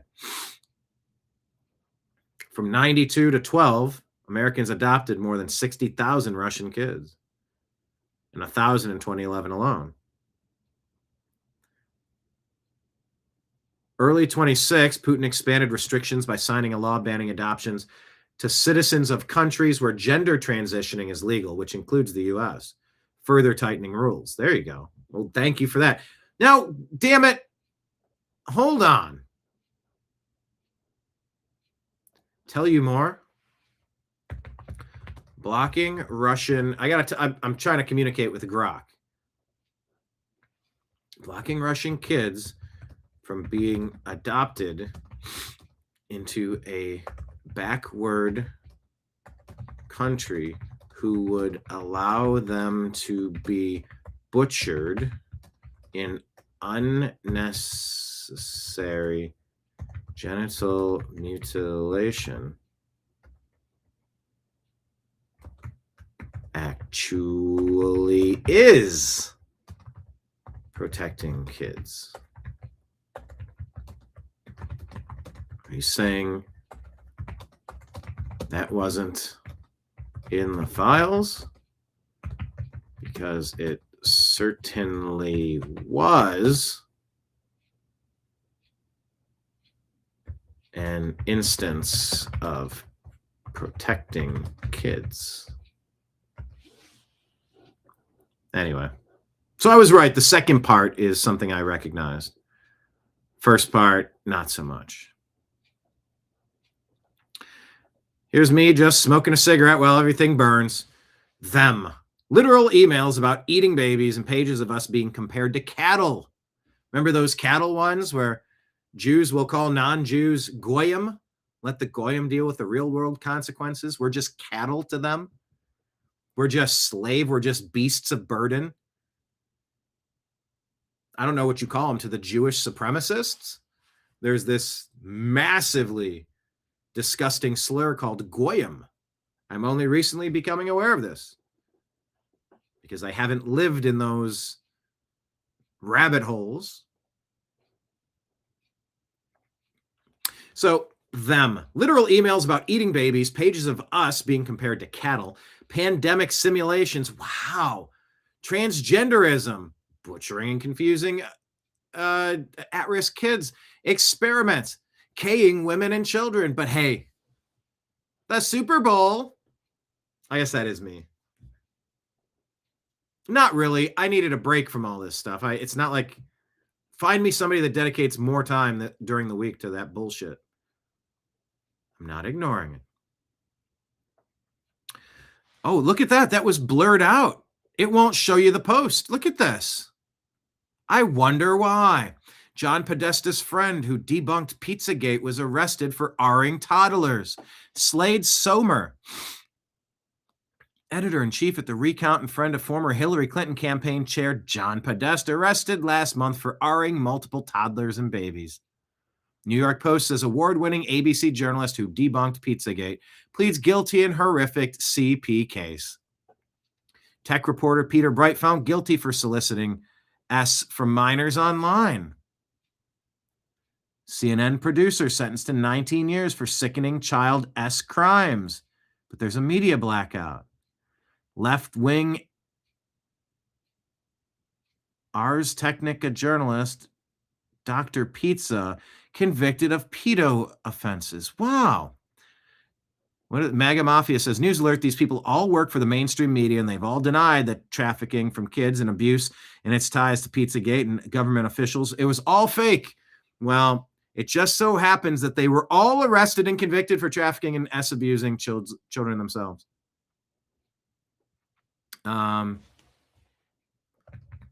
Chat.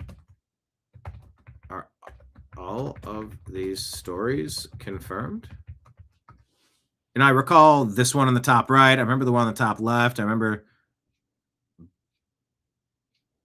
the CNN one. Maybe the bottom two I'm not as familiar with. Where are the penalties for harming kids? Look, they won't even show you it.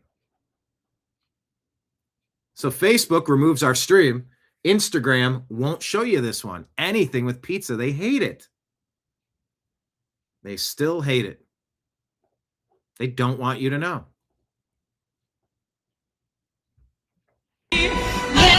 Nope. So let's ask the question. Which one is it going to be? Segregation or unity? Oh, yeah, division. Division is our strength. No, it's not. Unity is our strength. No, diversity is our strength. No. We all need to read from the same playbook. Don't you get it? Kristen Sokolov says, just in, equality or segregation, you have to pick one. Just one. The Super Bowl opened with a separate anthem meant to represent one group. Does unity now come with qualifiers? Civil rights was about one nation with equal rights, shared symbols, not dividing Americans into separate cultural lines and calling it progress. I can't believe there's a second Super Bowl halftime performance. You're having a separate national anthem? There's only one of those.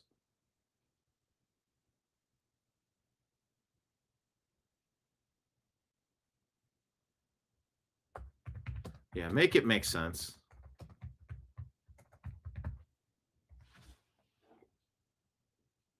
There's one national anthem. There's not. I don't know why they keep doing that.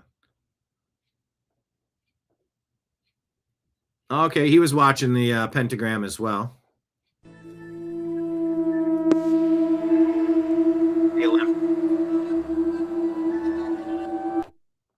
First of all, reacting to Mr. Beast.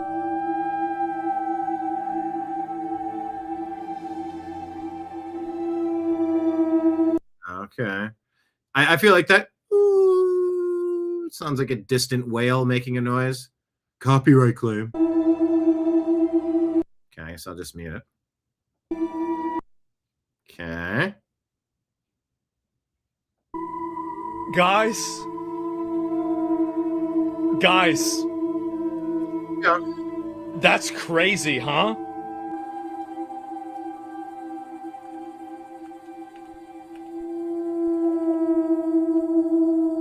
Okay, I can't have that music anymore.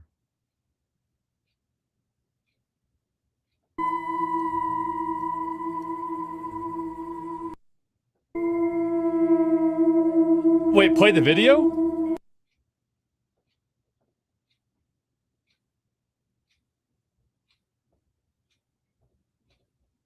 Look at that. Okay. Okay, all right. Star of David geometry. Shut it down. Okay, all right.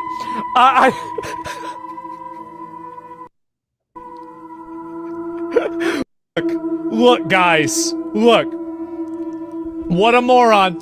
I was wrong. Let it rip. Come on, get your point. I was wrong. Okay? That's a pentagram. It is. That is a fiery pentagram. How about that? Okay, well that didn't add too much value. All right, thoughts on the Super Bowl halftime show. Does this sum it up for you? Does this kind of feel, I don't know.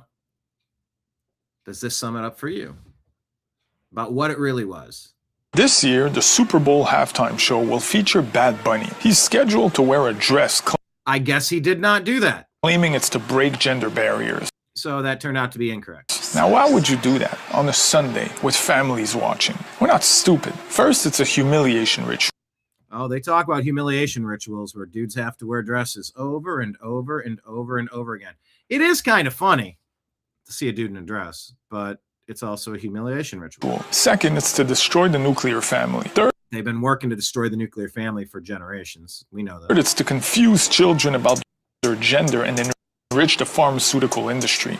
Yeah, and anything confusing kids or harming kids, we have to be wildly against. I'm not surprised to see him get the opportunity to perform with the career of pushing the gender. Now, just because he didn't do this on stage, I mean, he's got a history of wearing prosthetic breasts and wearing high heels and wearing stuff like this and promoting what he's promoting. Degeneracy and non-binary nonsense and feminizing men. He's been a good boy to the cult, and he can now get his reward. Don't get fooled by the pop music industry. They're not here to empower us. So there you go. Guess he did not wear the dress, though. A lot of people were wondering if he was going to do that. Okay. Bad Bunny performed entirely in Spanish, says the Rubin Report. Waved the Puerto Rican flag, had 0 English subtitles. And they asked Grok, what percentage of Hispanics make up starting NFL players?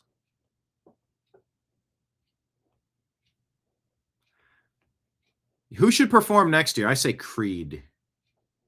That'd be a good one.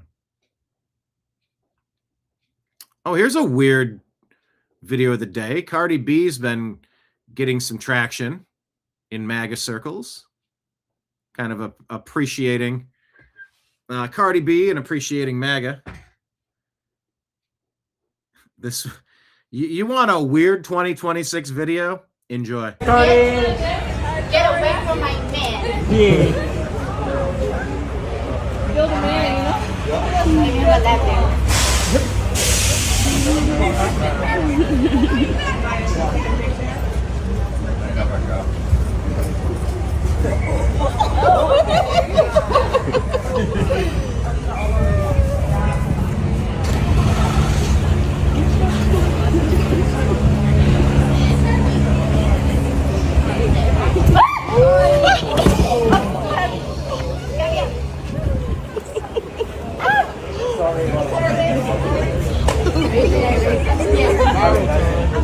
Oh my God. Hi, Cardi. Get away from my man. Yeah. You're the man, you know? Remember that man.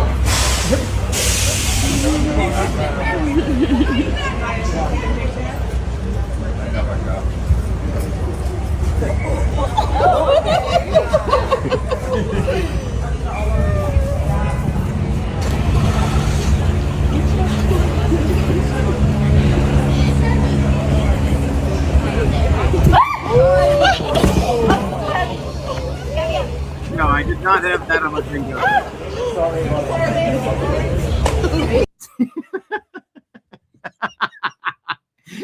Carly says, why is she dressed up like that?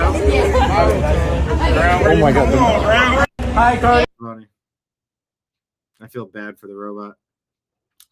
I didn't have Cardi B tackling or being tackled by a robot on my bingo card this year either. Do I play some of this?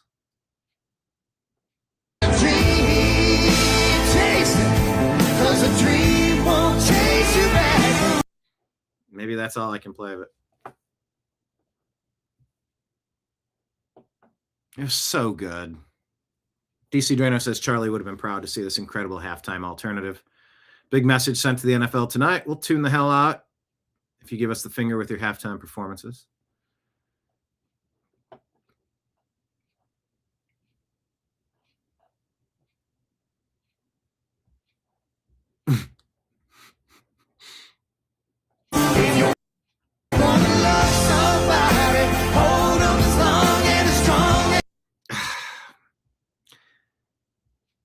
I long for a world where we can just play some music without it being a problem.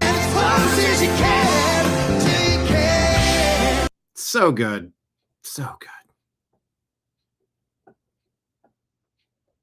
The narcissism is spilling out of the wardrobe. Are you talking about Cardi B and her assets? Are you talking about Bob Ritchie? Oh, it was so good. I've listened to it so many times. All right, DC Drano says, this is incredible. Elon commits to funding the legal defense of any Epstein victims who name the powerful billionaires and politicians who sex trafficked them.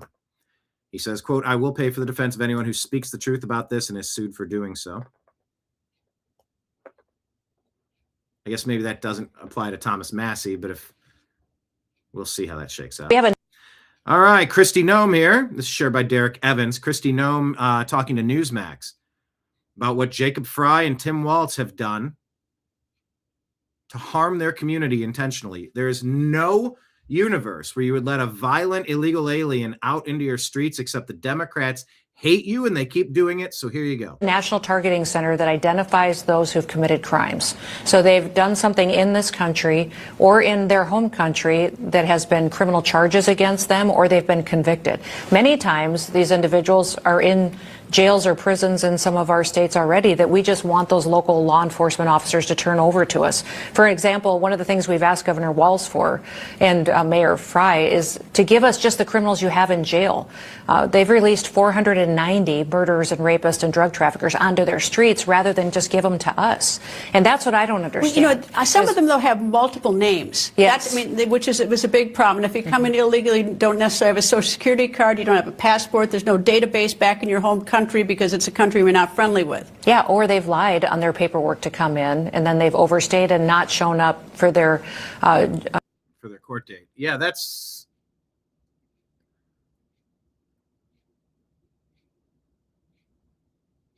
a problem. There's not a great way to handle this. But the way is everybody out and then get back in line and come back in. That's the way you handle it. You want to cry or claim that's not compassionate? Well, come on. It's fair. Immigration court hearings, they've been notified, and then they've run into DUIs, other incidences. So what we're doing is targeting those who have committed criminal acts. But if we show up and we're going after a TDA member in an apartment, and they're in an apartment with 12 other people, we're going to ask those other people who they are, what their identity is, just like we would any other law enforcement operation. I think that's what people don't know, is that we're doing the same thing that law enforcement has done for years under this administration, the Biden administration, all of them. We haven't changed what we do in these types of situations. We ask everyone there who they are and why they're affiliated and surrounded by these criminals. We have a national targeting. Yeah, but they're saying 490 violent offenders, homicide suspects, sex offenders, drug traffickers, instead of transferring them to ICE from local jails. That's insane.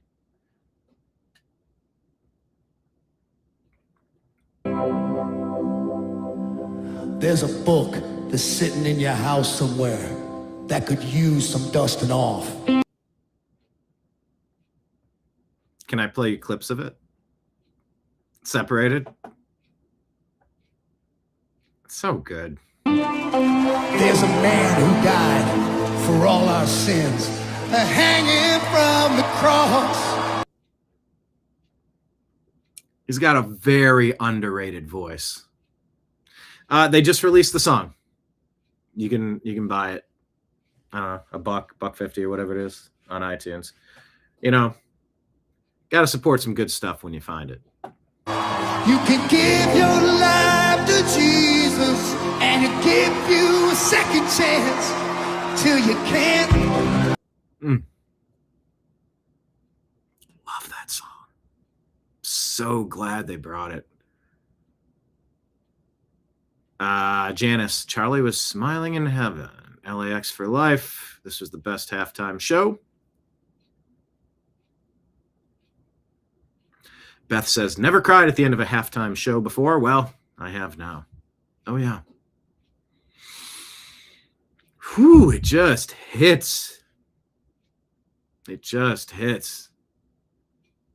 I had chills listening to him sing that and had tears in my eyes. Yep.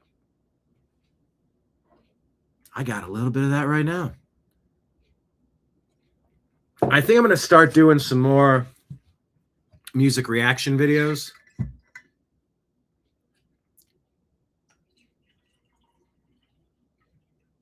And I got to do this song. Got to do it. Oh, so good. So good. So good. I'll do Three Doors Down, Tool, and Kid Rock. Robert Ritchie. I think he's changing his name. I hear that kid rocks. So good.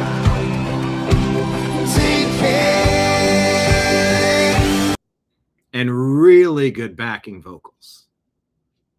Really good backing vocals. It gave it exactly what you wanted it to sound like. If you got a chance, take it. So good.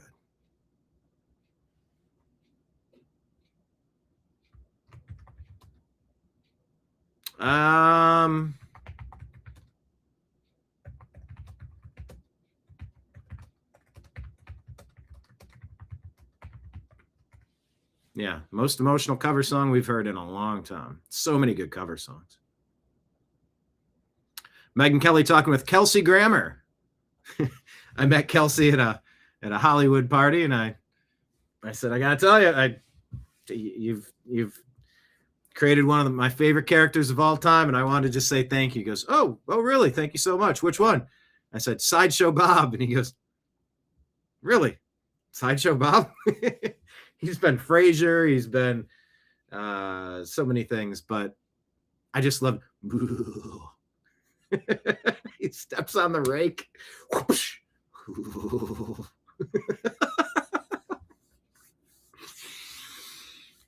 I need to figure out what chords. Let me ask Grok. What are the chords to Till I Can't? Just a strange tuning, something I can just start playing. C, A minor, F, and G. Well, that's super easy.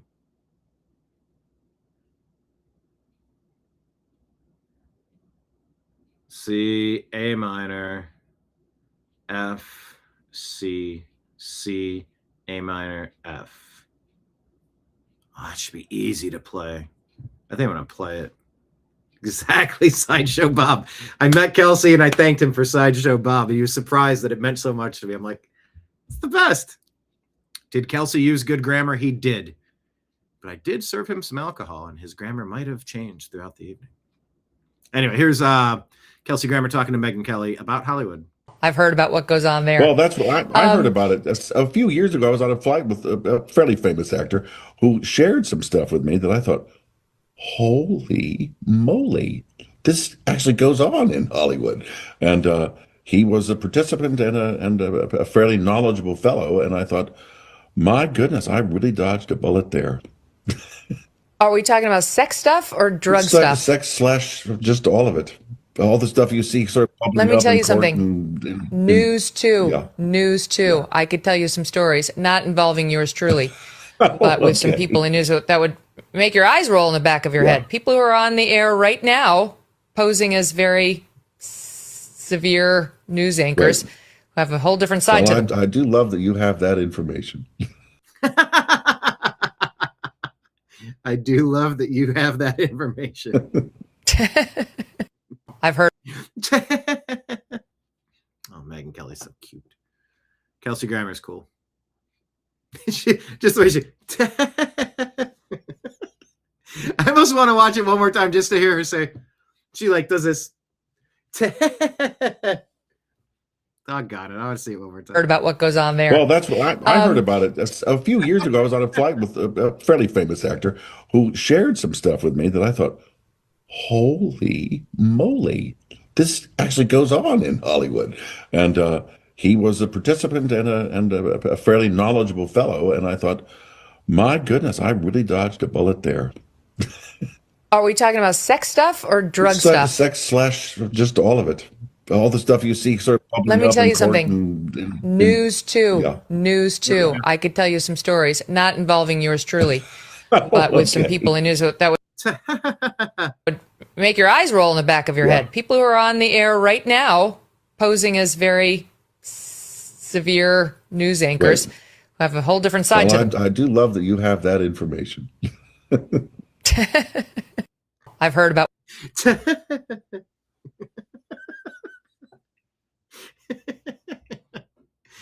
I don't know, with the hair, the outfit, everything. It was like out of an anime. Do you know what I mean? All right, keep it going.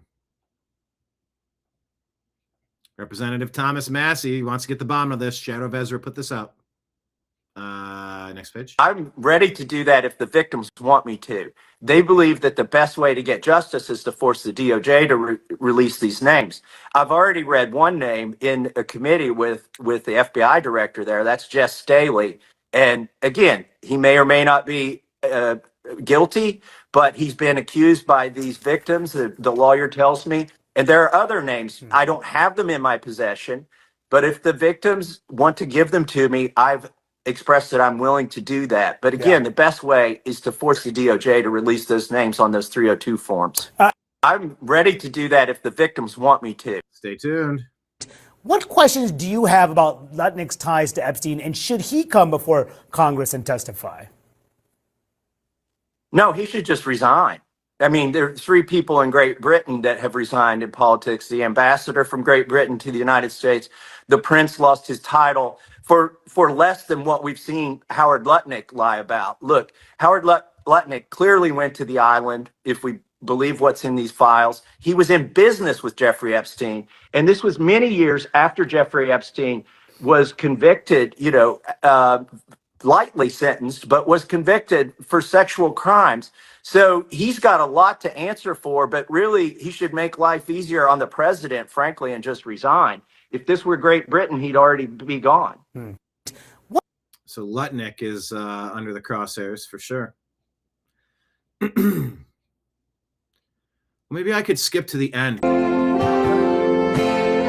I can't skip forward. I want to just do the end where it's the tribute to Charlie Kirk too. I can't. All right. I'll see if I can get to it. It's got to be on another post. Matt Walsh said, having the halftime show for your biggest game of the year in a language almost none of your lifelong fans can understand while waving the flags of countries that none of them are from is the biggest fuck you that I've ever seen a corporation give to its own consumers. Kristen Sokolov says, my sentiments exactly. Hard truth. If your own fans feel like strangers at your biggest event, you've lost the plot. We'll do NFL lost the plot button.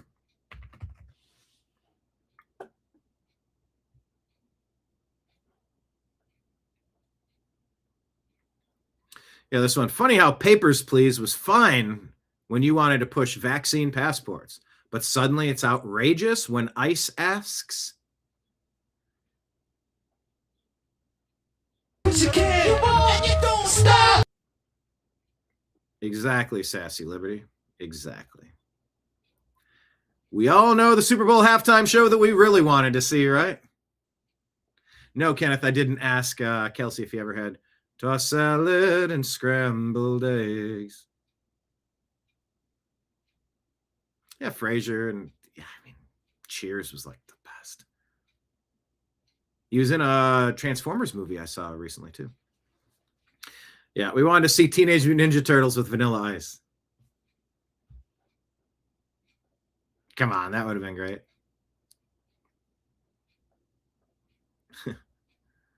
All right, so here's a question. Serious question. Are you ready for me to diagnose your totally normal reaction to our shitty society as mental illness so I can get you addicted to mind-altering drugs for the rest of your life?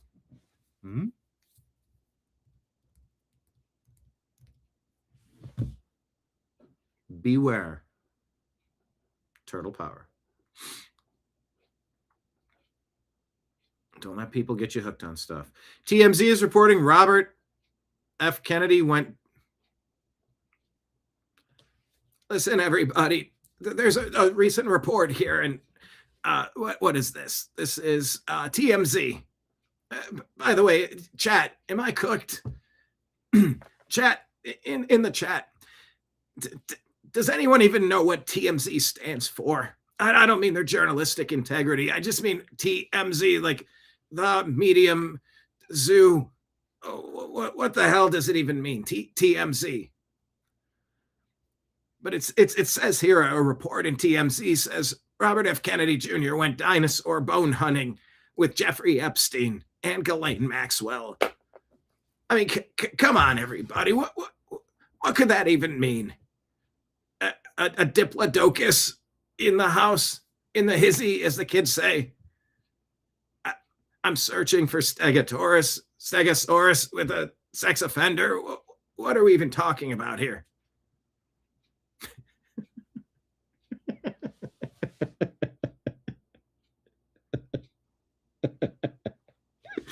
I have to. That's it. I have to do it. I have to do a standalone.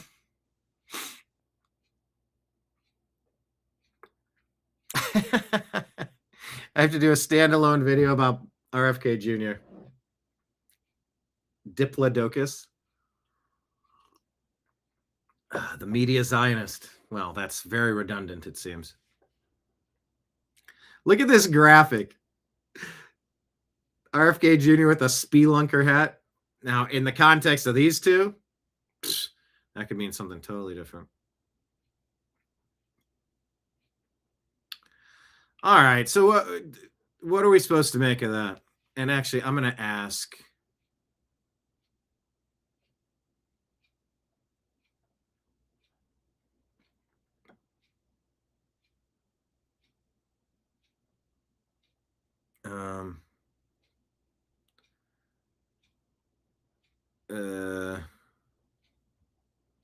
Okay. All right, what is TMZ? Chat, tell me in the comments. Hit like, hit subscribe, thumbs up button. Remember, we have Rumble rants and super chats, and please share the show with some friends. What does TMZ mean? What does it stand for? That's it. It'll fall for anything. 30-mile zone? I've never heard this. It originally referred to a 30-mile radius around Los Angeles City Hall, the studio zone, where most major film and television studios were located during Hollywood's early days. Huh. Union contracts and production rules like meal penalties, travel time treated anything inside that zone differently from shoots further away. It only launched in 2005 as a celebrity gossip entertainment news site. Founders chose TMZ, 30-mile zone, because they're based in LA, focused intensely on celebrity news coming out of the entertainment capital, and gave a cool insider Hollywood vibe. 30-mile zone. I had no idea. 30-mile zone. The more you know. You're going to learn today. What was Prodigy talking about in 2007? I tell you a little secret. It's a secret government that worship an owl. There's a secret government that something figure out. Practice witchcraft to harness their power. It's hard to follow. Little kids for energy. Oh, they something little kids for energy. Uh-oh. It's satanic rituals. Satanic rituals. Whoa, Prodigy. WTC. They lit the Pentagon on fire. They lit the Pentagon on fire. That's lighting the pentagram on fire. Oh, and a pentagram on fire. Don't we have a pentagram on fire at the Olympics again? Yeah, Arby's should change their thing to TMZ. We have the meat zone. The meaty zone. Now, hold on. Let me cut that up. Hey! See. All right.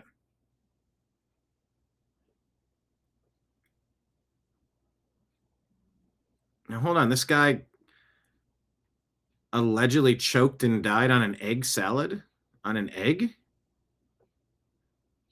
They removed this freestyle from every site for a hot minute after it dropped. The OG version was uncensored. And Prodigy spit this verse on a song, then someone who recorded this off Rap City reposted it, and it started circulating again.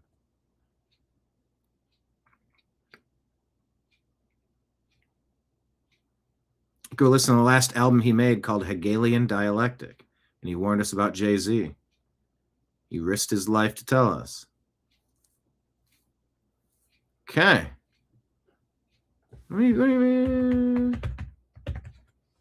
me pull this up. Prodigy.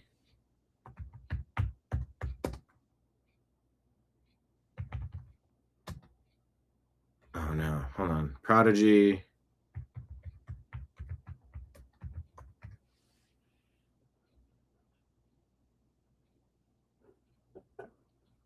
All right. Let's see if we can find something. I'll do a deep dive later on that. Being hated by idiots is the price you pay for not being one of them. How do you feel about that? Being hated by idiots is the price that you pay for not being an idiot. I don't know if this is an exact quote. Do we have a video of this? Hodge Twin says this is a quote. Don't know, but let's see if the quote makes sense, regardless if Jillian Michaels actually said it. Letting millions pour into this country illegally wasn't compassion. It was reckless negligence. Communities are breaking, public resources are drained, and the rule of law is collapsing. Borders exist for a reason, and rules are meant to be followed. Ignoring them cheats those who played by the rules and rewards lawlessness. Hardworking Americans support deportations because accountability isn't optional, it's essential. Is this a verified Jillian quote? We don't trust any meme quotes these days.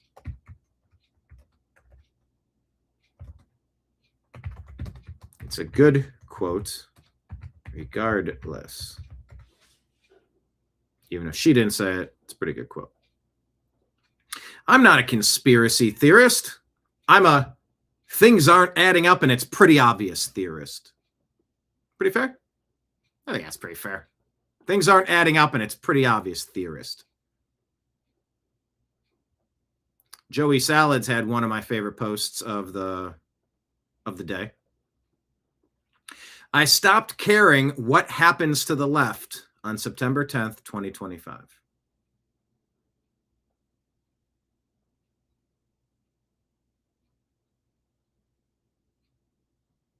I'll follow him. We'll put a ditto button.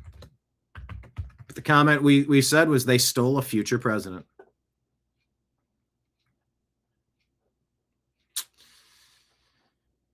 Ooh, what's this? Another one blocked out. Let's guess what story this is. Whoa. It's the Joey Salads one? President Trump had a message. He said the Super Bowl halftime show is absolutely terrible. One of the worst ever. It makes no sense. It's an affront to the greatness of America and doesn't represent our standards of success, creativity, or excellence. Nobody understands a word this guy is saying, and the dancing is disgusting, especially for young children that are watching from throughout the USA and all over the world. This show is just a slap in the face to our country, which is setting new standards and records every single day, including the best stock market and 401k in history. There's nothing inspirational about this mess of a halftime show. And watch, it will get great reviews from the fake news media because they haven't got a clue of what's going on in the real world. And by the way, the NFL should immediately replace its ridiculous new kickoff rule. The new kickoff rule is very stupid. Move the kickoffs back, kick it, let them do it. Don't let any fall into the end zone or go through the end zone. Force them to run them all out. It would be way better. I agree with that. Make America great again, President Donald J. Trump.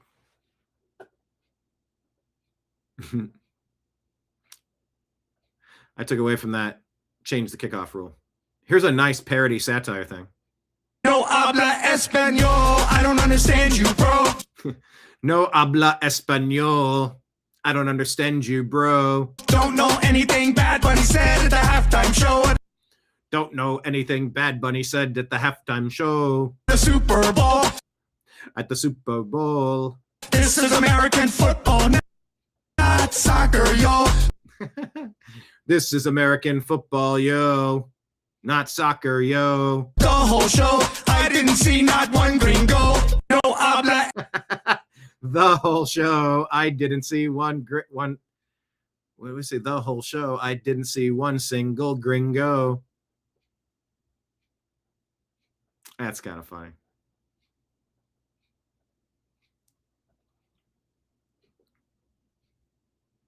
So here's what it's like when you and Babe try to watch the Olympics. Just to get your mind off the fact that satanic elites run the world. Let me try to say that again. When you and Babe try to watch the Olympics to get your mind off the fact that satanic elites, air quote, run the world. And you get the opening ceremony of the Winter Olympics that looks like a Joe Biden speech. Or the inside of a Planned Parenthood clinic. Okay.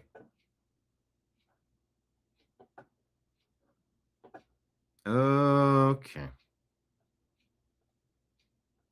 Jeffrey.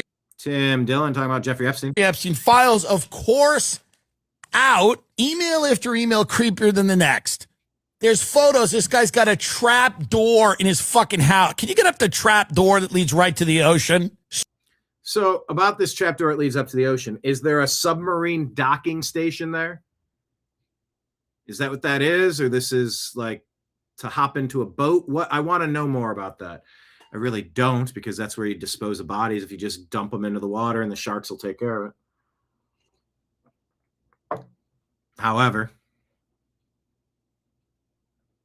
So this is the trapdoor that leads right to the sea. Get up the email to Ghislaine where he goes, I'm thankful I didn't kill anyone.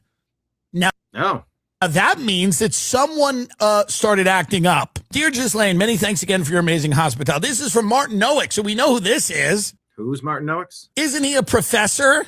Yeah. Was that the Harvard guy? Yeah, mathematics professor. Where is he teaching? I think Austria. Oh, Austria? Dear Ghislaine, many thanks again for your amazing hospitality. I am so very sorry I caused you so much worry and that I spoiled this day. I am so happy that I did not kill anybody. My perspective of life has changed somehow. Lots of love, Martin. What do you think he did? Wow. What do you think Martin did? I'm going to give you three options. Something, oh God. Do you think Martin spilt a bottle of expensive wine? That's choice A. I don't think that's what he's talking about. Option B. Martin had a little too much to drink and went on a very uncomfortable tirade about the shifting demographics in Austria.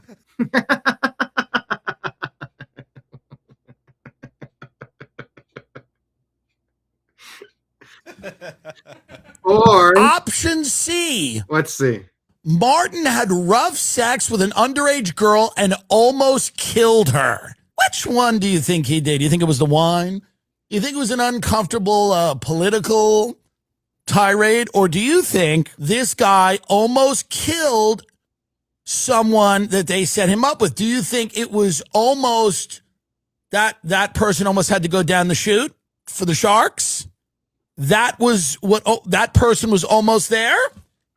Jeffrey Epstein. Allegedly. Here's me. What movie is this from? Is this Dallas Buyers Club? Does anyone know? With Matthew McConaughey. All right. You know. Yeah. Me. I'm going to stay off social media for my mental health today. Also me. What the hell's going on? What the hell am I looking at? Oh my God. It just keeps going. The hell never stops. I vacillate between both of those. Okay, The Real World put this Garbaggio conspiracy. Watch this. Andrew Tate brings up Pierce Morgan being mentioned in the Epstein files and made him look very uncomfortable. What say you?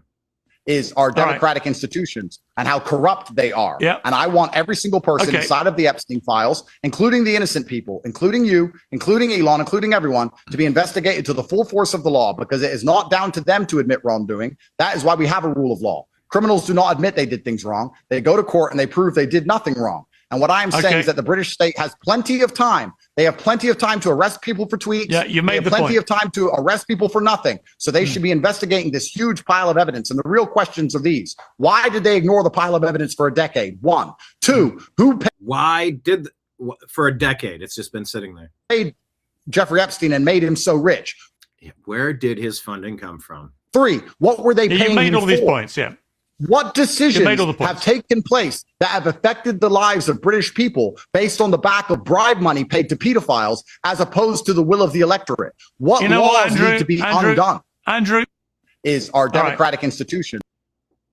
All right. Fun fact, I talked with Pierce Morgan at that same event where I spoke with Kelsey Grammer. Small world, isn't it? Small world, isn't it? That's where I told him I completely disagree with his take on the Second Amendment, and I appreciate the fact that he's having the conversation on his show every night. And said, "Oh, you know, I appreciate that. Thank you so much. I do think we should be able to have more open conversations about things, even when we disagree. Thank you so much. I appreciate that." And he extended his hand, and we shook hands. Keep in mind, bartenders are not supposed to talk to the stars. I mean, obviously you talk, but like you're not supposed to like chop it up. But I don't know how to not chop things up with people. I like talking. I like communicating with people. Anyway, that was a little uncomfortable. What's this? Who's this? Ian Went. I don't know who that is. We live in a world where a 15-minute halftime show creates more outrage than the Epstein files. What is this? Epstein to somebody. Somebody said that she felt God's presence next to her when she was in bed. She knows that Jesus watches over her and he helped save her life. Whoops. Whoops. Like she lost her life? Is that what that whoops is? Epstein to somebody, you should dress up as him when you see her. As Jesus? Is that what's going on here? Oh, email says, I loved the torture video. Oh, there's torture videos. Oh. And of course, here's the adrenochrome that Grok said doesn't exist, or it's debunked or something. This is, it said his name in the beginning. I forget gentleman's name. Here we go. Volume. Is there no volume? Hang on, let me go back and try to start this over. The reality of every American. Come on, I just want to. No one's able to come to sensible conclusions in the interest of defending themselves, their family, and their community, and their country. It takes 15 to 20 years to demoralize a nation. Why that many years? This is the minimum number of years required to educate, one generation of dipshits, students, in the country of your enemy and expose them to the ideology of the enemy. In other words, Marxism, Leninism ideology is being pumped into their soft heads of at least 3 generations of American students without being challenged or counterbalanced by the basic values of Americanism, American patriotism. It's ideological subversion, the slow process, changing the perception of reality of every American. To such an extent that despite the abundance of information, no one is able to come to sensible conclusions. All I'm thinking is Zerbigniew Brzezinski. That's not this guy's name.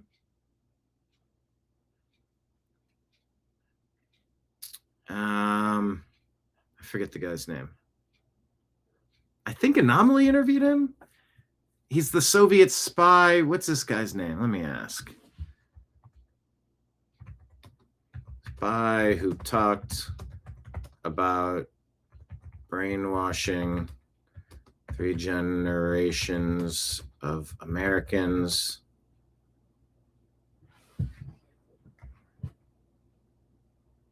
Zerbigniew Brzezinski. That's not his name. Okay, there's some Z's and some. Yuri Bezmenov, also known under the alias Tomas Schumann. Yuri Bezmenov. Demoralization, destabilization, crisis, and normalization. That's a good quote right there. It's good to know. Oh, this is it right there. I'll keep going. Let's check in on Europe. In with Europe. In Germany, a 25-year-old man from Sudan threw himself and an innocent 18-year-old in front of a train. In Spain, a 16-year-old migrant raped a 4-year-old boy. In England, Tom Cruise abandons his $35 million home, stating London has changed and it's no longer safe. Bear in mind, this is the same man who does his own stunts falling off buildings and planes. He's not scared of anything. In Italy, an Antifa mob attack a lone policeman. In Sweden, Somali migrants mutilate a 7-year-old girl in a mosque. Oh, and by the way, ISIS members can get asylum there now. What is going on?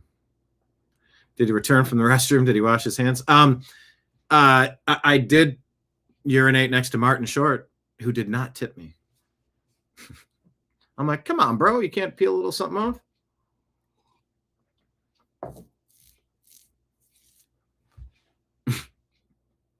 Stood at the urinal next to Martin Short. Anyway, back to Europe. And finally, in France, a 17-year-old French boy was unalived by a migrant, and one just threw a grenade into a salon. We played you that clip a couple days ago. It's that bad. Europe needs a leader who will seal the borders, deport the men and men, remigrate and repatriate, and save the West. Okay, thanks. Bye. Yeah. Every nation needs to get its act under control. Okay, Benny talking about what happens with Clinton, with Alex Jones. So the Clintons are supposed to testify, right? What happens with Clinton here? I've never seen anything like it, with the Clintons actually saying, okay, well, actually, we give up. We surrender. I was not planning on that. I've never seen the Clintons do that in their entire political careers. Hillary Clinton wouldn't give up the election after losing fair and square to Donald Trump. And she tried to have the guy killed. There's no, I'm shocked, Alex, that the Clintons have let's bent be clear the knee. about this. This I can answer your question on definitively. The old globalist order's dead. Davos is dead. The UN's dead. And the Clintons now know all their networks. The Clintons were using Wiener and a laptop for blackmail. That's been confirmed. And so they now know they're cut off. They now know that's all in Trump's possession. And they all know that the system would rather get them on a conviction of contempt of Congress than letting them come testify. So, yeah, this is their Waterloo. I want all the Democrats to know, all the leftists to know, Obama's out of power. That's one faction. Hillary's out of power. The Muslim Brotherhood's out of power. British intelligence is out of power. The Chi-Coms are almost out of power. All these special interests that had their fingers in America trying to bring us down, they're all being extracted. They're all losing. Okay. Pause on that. Not to take a victory lap, but my God, have we turned things around. I was having a conversation on Facebook with somebody about what I don't know where he's coming from, but he's just like, I feel like things are just going backward for where we made so much progress over the last 40, 50 years. I'm like, progress? We've been destroying everything. We've finally taken some of these bad actors out of positions of power. This is a very good thing. What is even happening here? So what Alex is saying, those bad actors being removed from power is huge. It's a huge win. We're not done with anything. Man, every day I wake up, did we drop the hammer yet? Has it hit the fan yet? Are we good to go yet? Please. It's like at the end of the first Godfather, where he calls in, his brother-in-law that set up his brother's son to get killed. And he goes, listen, all your buddies are dead. Every single one of them. I just want you to be truthful about what you did. And, they take him for a ride after that. Yeah. But with Clemenza. But the point is like, we're at that point now where it's like, listen, all your buddies, Venezuela, Cuba, Mexico, China, the EU, Klaus Schwab's gone. They're all gone. And so I want the Democrats running around like chickens with their heads cut off, like zombies, still following the old paradigm. You've already lost. Now you could try to overturn the table. They'll make it worse for you. But I want them to know, because I'm not somebody that says positive things when they're not due. This is ours to lose. And if Trump goes on the offense, we win quickly. We turn this around. We have a new golden age. We actually won. But we got to have strength right now. So it's done. It's over. They've lost. And they need to realize that and give up. What happens with Clinton here? I've never seen anything like it, with the Clintons actually saying, okay, well, actually, we give up. We surrender. The old globalist order is dead. Oh, good. I'm happy about that. Judith Dial on a Substack. MAGA's emotional support halftime show. Durka durka durka dur. I got to read this for you.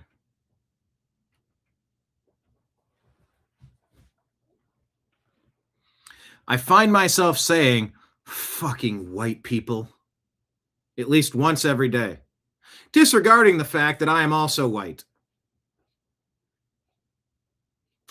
And we said, awfuls, the angry white liberal women are at it again, buying into the brainwashing to hate themselves.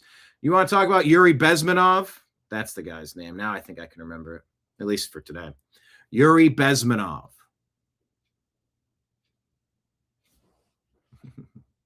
Yeah, Martin came up short. And he is kind of short, right? They're the ones that Yuri Bezmenov teaching them with the brainwashing to hate themselves. They're the only group that's really going along with this bullshit. The rest of us sniffed it out a long time ago, and we're saying, nope, we're not going to do these humiliation rituals to destroy ourselves.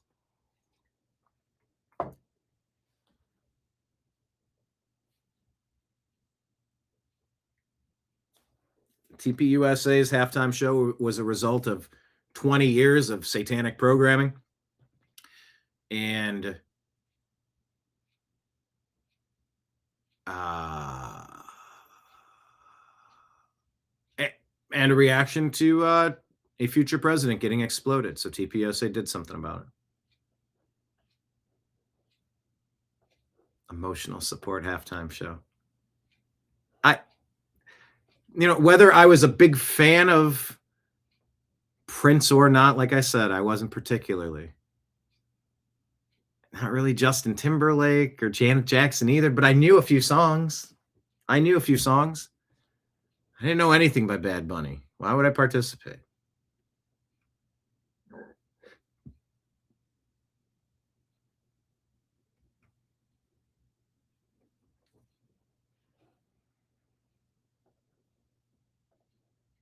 It wasn't programming for the NFL audience, so we watched something else.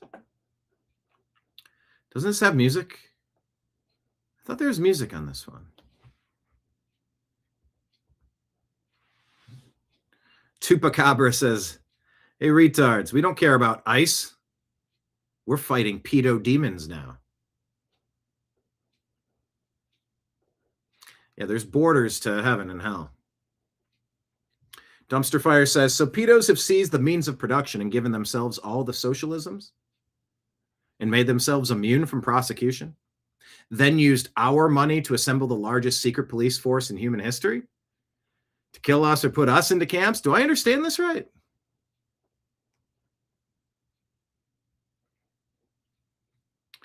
When people say white people have no culture, what they really mean is European culture is so intrinsically part of every facet of my life that it has become as invisible to me as the air that I breathe.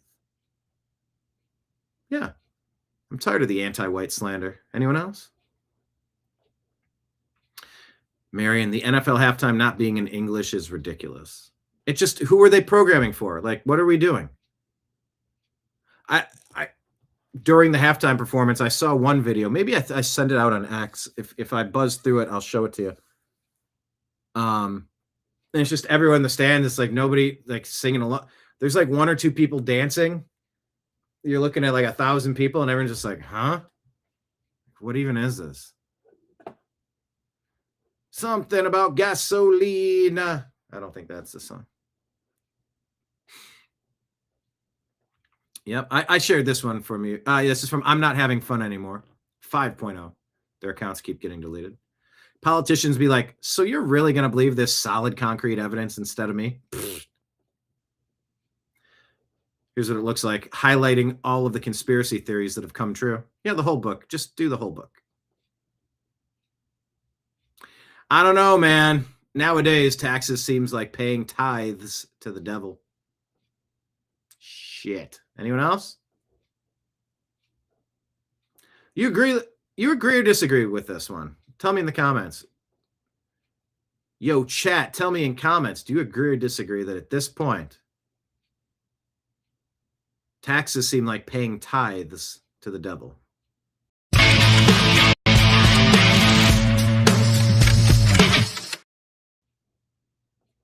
That's a new stinger. I haven't used it much.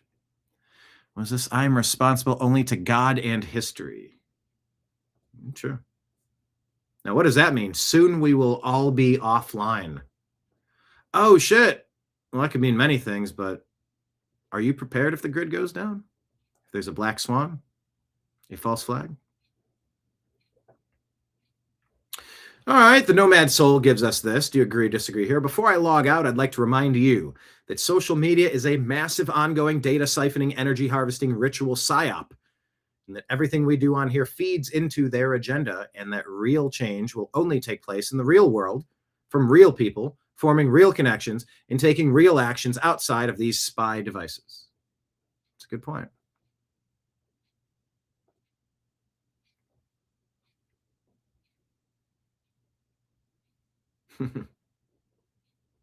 Is that the picture? The picture looks a little different. That almost it looks like something from CERN. Like the Large Hadron Super Collider. Looks different in that freeze frame there. The wicked will look up and cry mercy, and we will look down upon them and whisper, no. It's later than you think. Hasten, therefore, to do the work of God. Okay, interesting. Thomas Massey says, tomorrow I will... Wait, is it video? Tomorrow I will go to DOJ to view the unredacted Epstein files. Which docs should I view? Include EFTA link in reply. I will sort the replies to this post by number of likes. So instead of making the redundant posts, please like replies that contain docs that you think are important.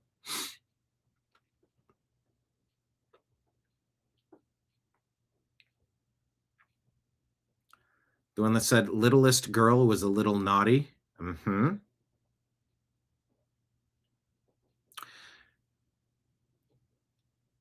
And figure out who this monster is. It says, where are you? Are you okay? I loved the torture video. Just what the fuck is this? Please, I've been trying to get you to see this. 2 instrumental recruiters of children for Epstein, and they're both blocked out. How dare you? Who the heck is this that says age 10? Nothing age 10 is good. Publius says the one that says age 11. Yep. Okay. Pray for Thomas Massey, everybody.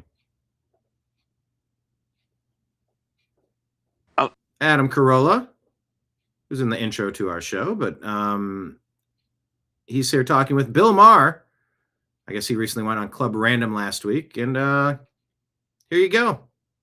Sounds like fascism came to Bill Maher, and Bill Maher complied. Imagine if you had to conform. I mean, imagine if COVID came around and you just had to go in. I did. All in on all of it. I did have to conform. I didn't want the vaccine at all. Not that I'm against all vaccines, just I didn't think I needed that one. But I had to have it. I couldn't have continued my life. Right. They wouldn't have let me do the show, and I had to do it here. I did it in this room. 14 and 94 are different. Yes. And if you don't see that, you are not the science people. No, you're actually anti-science because my 14-year-olds don't need it at all because Not they're at all. They're healthy, thin, and active, and my elderly parents do, and so that's where I come down on this. And I think both of his elderly parents passed away after it. So why is that an issue? Imagine if you had to conform.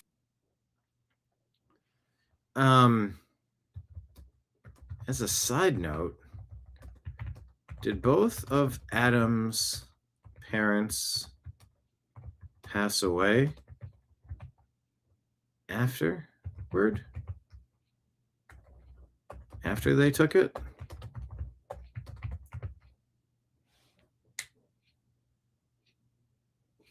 I thought he said that. I thought that's happened in the past couple of years.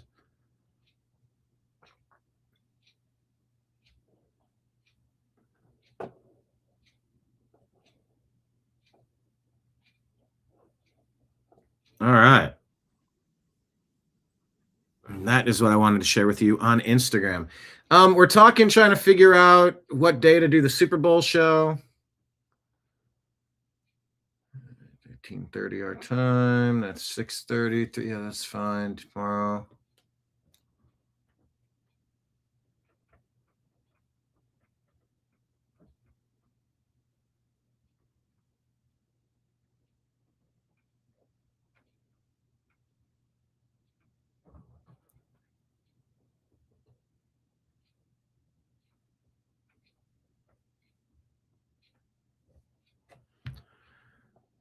All right. Lake Leon agrees. I forget what question I asked. Oh, maybe that taxes are paying the devil. It sort of does feel that way, right? All right, let's pull up our X feed here. Hit like, hit subscribe, share the show with a friend. Put this up here. Our Patreon link is right here at the top of the screen. Please sign up for at least the free version of Patreon. And if you're feeling generous, you could do the $10 version too. It all adds up. It all adds up, and it's all super important. All right. Let's scroll through some stories. These are all the countries that have voter ID. Katie Miller says, why isn't the United States on this list? And Elon says, we absolutely should be. Yeah, we should be. Basil the Great says in the UK, a child at a primary school was branded a racist for refusing to take part in Ramadan. No. No, we're not taking part in any Islamist anything. Zero. Zero.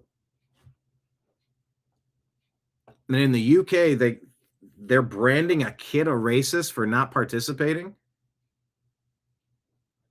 The child said, why do we have to do that? I'm not doing that. Do I have to? If I don't, will you make me? The school responded, this will be added to your child's behavior record in the school's log of racist incidents. Children are indoctrinated. If you refuse, you will be punished. The Islamification of the United Kingdom continues. If this is accurate, holy crap.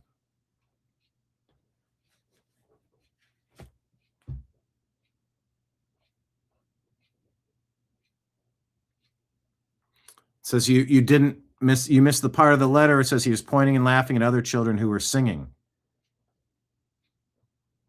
Once we began to practice, the kid was pointing and laughing at other children that were singing, which upset them as a result.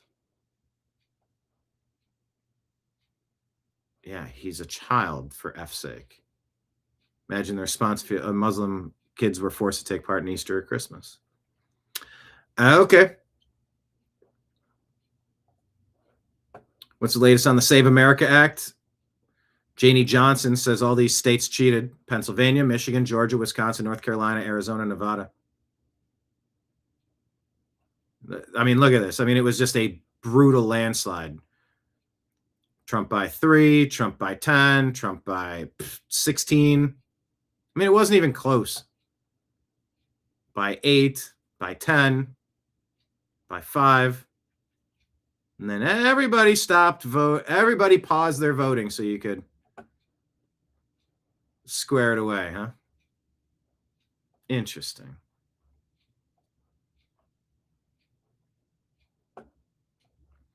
Wall Street Ape says here's a pregnant couple from Nigeria who flew to America, arrived in Michigan. Do we have audio to this? How are you going to pay for it? And do you plan on having the baby in Michigan? That's fine. And how are you going to pay for it? And we can move on. Okay. So answer the questions, please. Fine. Yes. So if she can have the baby in Michigan, yes. Fine. Okay. If we can pay for it. But Very if we good. cannot pay for it, then we leave. Okay, very good. Was that your intention when you guys traveled from Nigeria? You knew that, is that right? You knew that that's what was going to happen? Yeah, we knew it. Okay, were you nervous to tell me that? Yeah, because we didn't know what. No problem. Listen, I appreciate you telling me the truth. What are they going to do with us, you know? We'll figure it out. Yeah. You know, we're going to move to the next step. We'll figure it out. Do you plan on having the baby? They admit to the officer at the airport their intention was to fly here and have their baby. Mike Davis says the 14th Amendment's birthright citizenship clause was enacted so that we could provide citizenship to the children of freed slaves. It didn't even apply to the children of American Indians. Congress extended that by statute. There is zero legal basis for illegal aliens or birth tourism. Exactly. And we've got to fix this. I don't know, Supreme Court, how do we fix this? I don't know how to fix this. But birth tourism is not okay. Hi, guys. What's up? Yeah, hi. So I asked Grok, and I believe Grok said, hang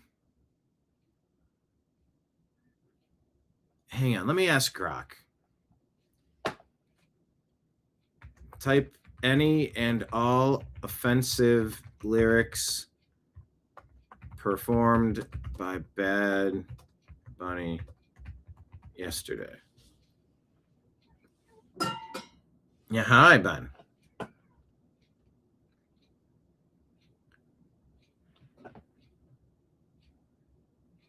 Whoa. Yeah. Body parts, arousal, hookups, drug use during sex, oral sex penetration, pussy slang, dick references, cocaine mentions in the halftime show. Much of this was masked or bleeped or shortened. It said much, not all. Viewers noted heavy audio muting on vulgar words. Post-show critics and translators highlighted it as pure degeneracy with repeated arousal and sex act boasts.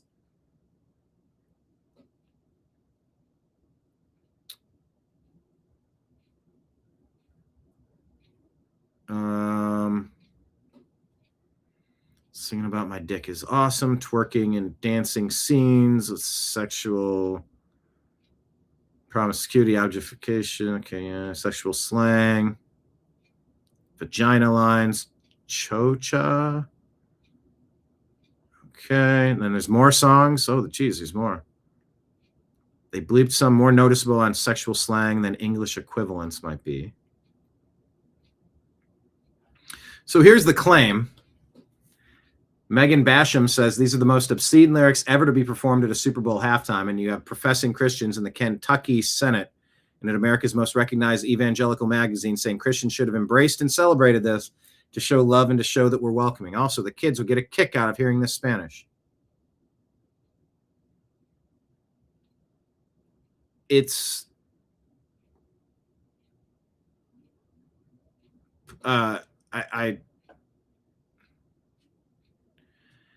yeah, I mean, it's all, I don't really want to read all these. You can read them on the screen, right? So glad I switched all 3 TVs to Turning Point. Is there more? Oh, okay. Yep, there are more. You're taking ecstasy and bouncing and dancing and yeah, just being horny and being high. She took a pill that made her horny. She F's in the Audi, not the Honda. Okay. What? If your boyfriend doesn't eat he better F off. I'll lick it all up. Okay. It seems like she F's well high. Don't they call that date rape these days? Okay.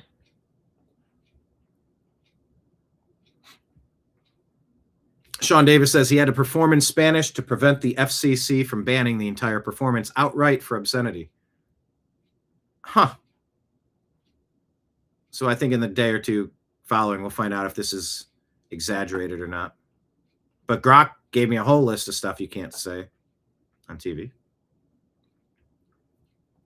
Okay, this is a pretty good explanation. John Root says there seems to be a lot of confusion and backlash, especially from the Christian community, about Kid Rock's performance during Turning Point USA's All-American halftime show. I believe I can clear things up. Kid Rock started his set by performing Bawataba, which came out in 1999. It's a vulgar song referencing topless dancers drinking, crooked cops, bastards. Hearing that was a shock to a lot of us. Rightfully so. It felt worldly, which I believe was the point. Next, there was an acoustic set with 2 people playing a Christian hymn. You know, like, what was that, a cello and a violin of sorts? Strings? It was meant to be an emotional bridge to what came next. Finally, it transitioned to Kid Rock. His stage name, being introduced back to the stage, is Robert Ritchie, his birth name.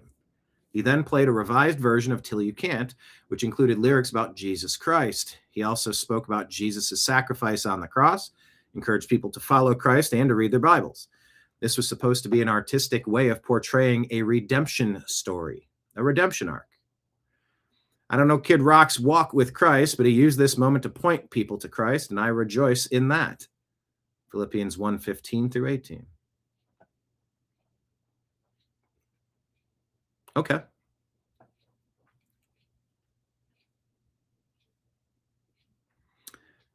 Oh, they're up on telephone polls. Stephen Canal says a political statement. Bad Bunny addressing Puerto Rico's ongoing electric and power crisis. Bravo, Bad Bunny. Okay, well, Bonchi says Puerto Rico's been allocated over $100 billion in federal aid over the last 10 years. Why does it still have an electric power crisis? That just doesn't make much sense unless they're all stealing it. Breitbart News shares a story. A California bar called the Walnut Room Saloon is getting review bombed on Yelp because they switched their TVs to the TPUSA All-American Halftime Show. A woman claiming to be an owner defies the mob in a positive review. Very sorry if some of you were offended by us switching to a pro-America concert instead of a concert that we could not even understand because it was in Spanish.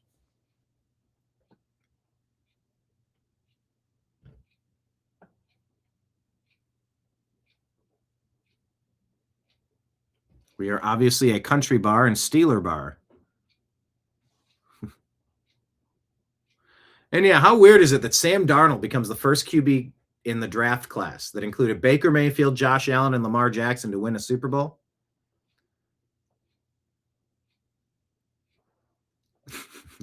Kenneth, cello and goodbye.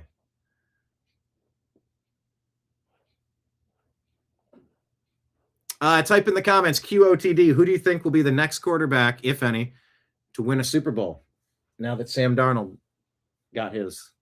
I would say Baker Mayfield.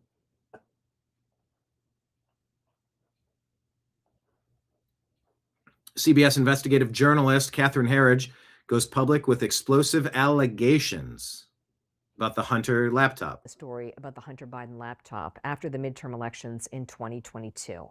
We commissioned a forensic review. I got a copy of the laptop data. I have it here still.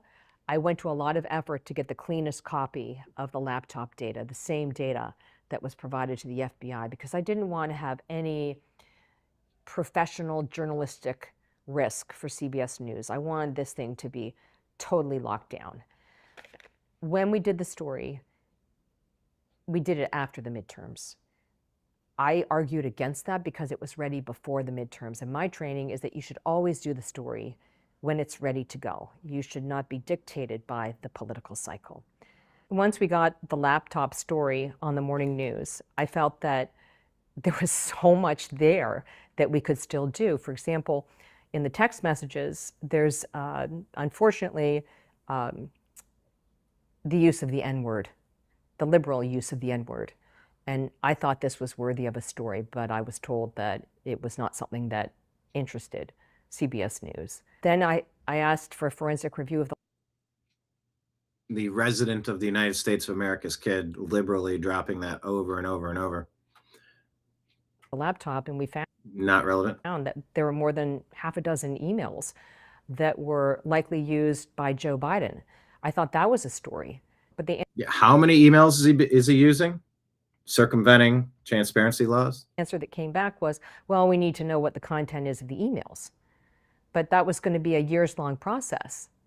So there was no way. So there were a lot of reasons I was told not to do it, not to pursue it.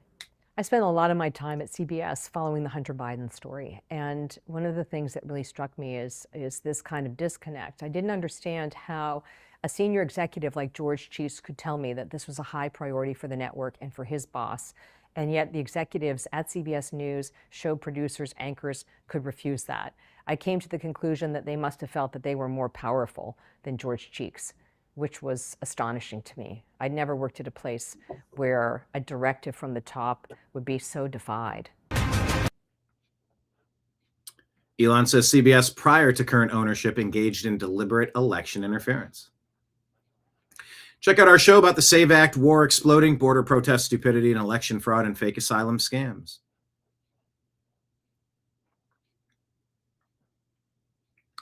Alex Berenson says, any legacy media outlet that says Bad Bunny's show wasn't political, they're showing their own insane political bias. It ended with a migrant caravan crossing the border. Not a metaphor, the actual visual.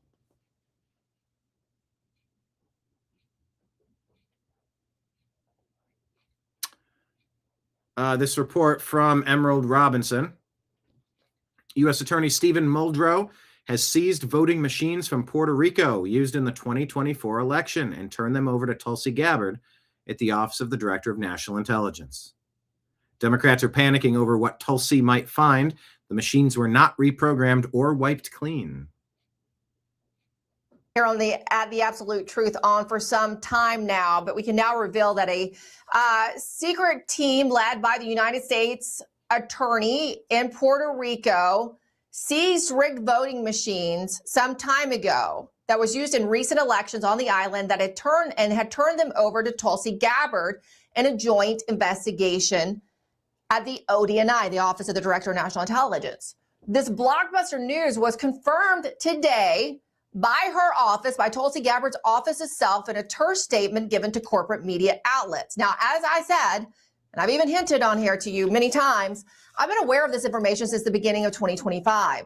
The voting machines contain evidence of voter fraud and manipulation, according to several national security sources who briefed me on the issue. I've had some conversations with Tulsi Gabbard's office themselves. Now, these machines were not allowed to be wiped, according to my sources, and reprogrammed by the vendor, Dominion Voting Machines, after being used in elections where widespread issues were reported. These issues even made it into corporate media at the time they happened, like the Associated Press. I think you'll recall us talking about that. Now, how bad were those problems? Of the 4,490 polling stations used in the last elections, 3,119, that's equivalent to roughly 70%, were unable to transmit results from their respective voting centers, according to the State Elections Commission, in response to a lawsuit filed by the Centro de Periodismo Investigativo, or the CPI, okay, under Puerto Rico's Access to Information Law. Now, the task force that Tulsi worked with was led by U.S. Attorney Stephen Muldrow for Puerto Rico. The United States an attorney and his Puerto Rican team and his team of Homeland Security investigations agents and an FBI supervisory special agent, according to, this is Reuters reporting this. Okay, it's an 8-minute report. I'm going to just kind of stop there. I wanted her to give you the gist of it. I'm tired of hearings and investigations. I'm ready for indictments. Mark Meadows says nothing is more important than passing the Save America Act, deliver on your campaign promises, restore trust in our elections.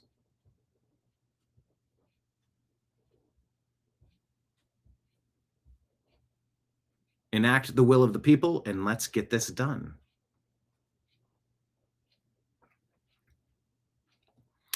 Danielle Jurinsky says, I run a business, a sports bar. This is a different one, JJ's Place. Yesterday, 80% of the bar wanted the Turning Point halftime show. The rest wanted Bad Bunny. To accommodate, I put the TVs on half and half. The 20% started canceling the orders, taking to social media, calling me a racist, being disrespectful to my staff, and leaving 1-star reviews on Google and Yelp. Mind you, the 80% who wanted the Turning Point halftime show weren't happy that Bad Bunny stayed on, but they didn't leave me a bad review, take to social media, cancel their orders, or disrespect my staff. It has become impossible to run a business. I support 3 generations of my family on a sole income and try to accommodate everyone. The bar business is not what it used to be. Sad day.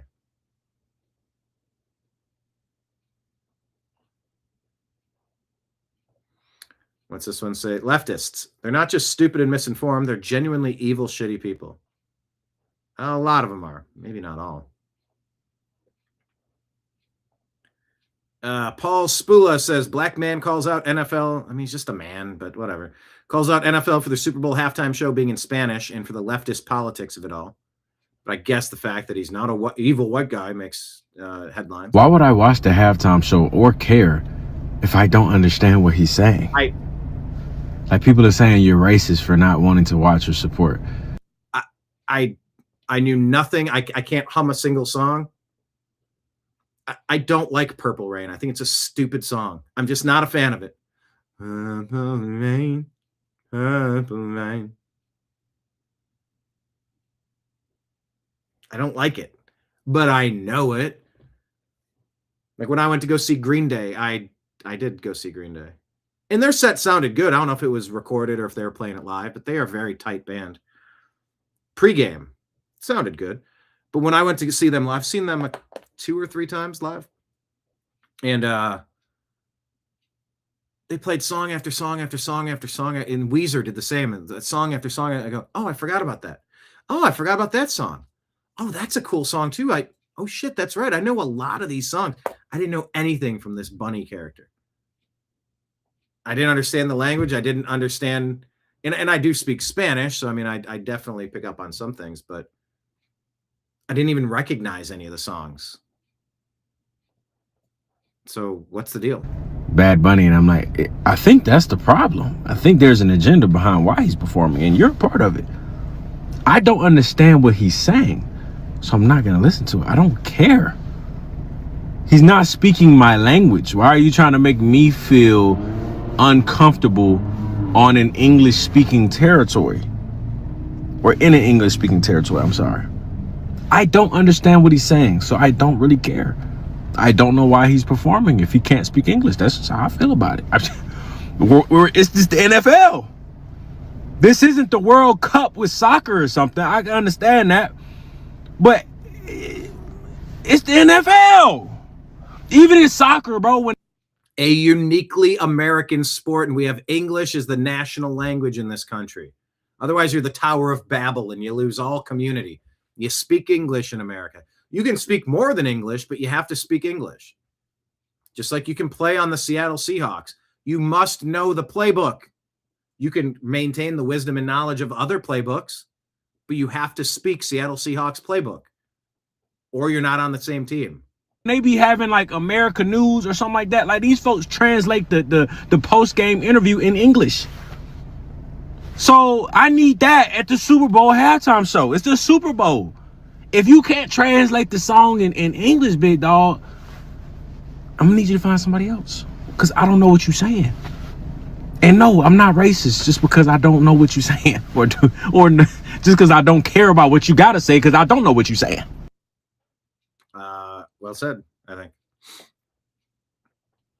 That's a good comment, Lake Leon. Don't like it? Go buy your own damn bar. Exactly. Kind of says NFL stands for now effing leftist. Well, for a long time they have been. Yellow rain, yellow rain. I think that's like a Diddy thing. No. Look, it's about the comments on the side. Here's the problem. I put the comments up. Now I can't see the other screen. And then I do this and I can't see that. And then the only other option is to do this.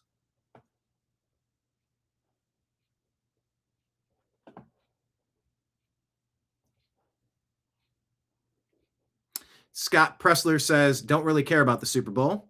The only thing that has my interest right now is passing the Save America Act. If we don't secure our elections, it could be the difference between peace or war. 267 days until Election Day. Gaina Fauci reminds us this is what we're up against.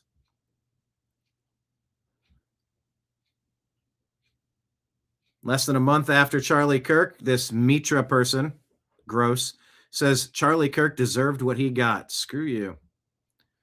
Mitra then says, 2 months after that, I think the hardest part of the political climate right now is realizing how many people around me are actually evil, not stupid, not misinformed, just blatantly enjoying and relishing in the suffering of other human beings. She's literally relishing in the suffering of the extermination of Charlie Kirk. Fuck you, Mitra. So when you see those posts that say, I don't care what they think, that's exactly why. Yeah. Nevada, Arizona, North Carolina, Wisconsin, Georgia, Michigan, Pennsylvania. The 7 fraud states. And that's just what we know about that they weren't able to conquer. What about the ones that they still cheated in? I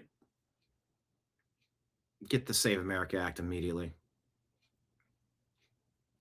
CNN says doctors performed a brain surgery on a baby before she was born, and now she's thriving. Oh. Doctors performed brain surgery on a baby before she was born. Now she's thriving. Life News says, hey, remember that time when CNN admitted that a baby before birth is a baby? Huh.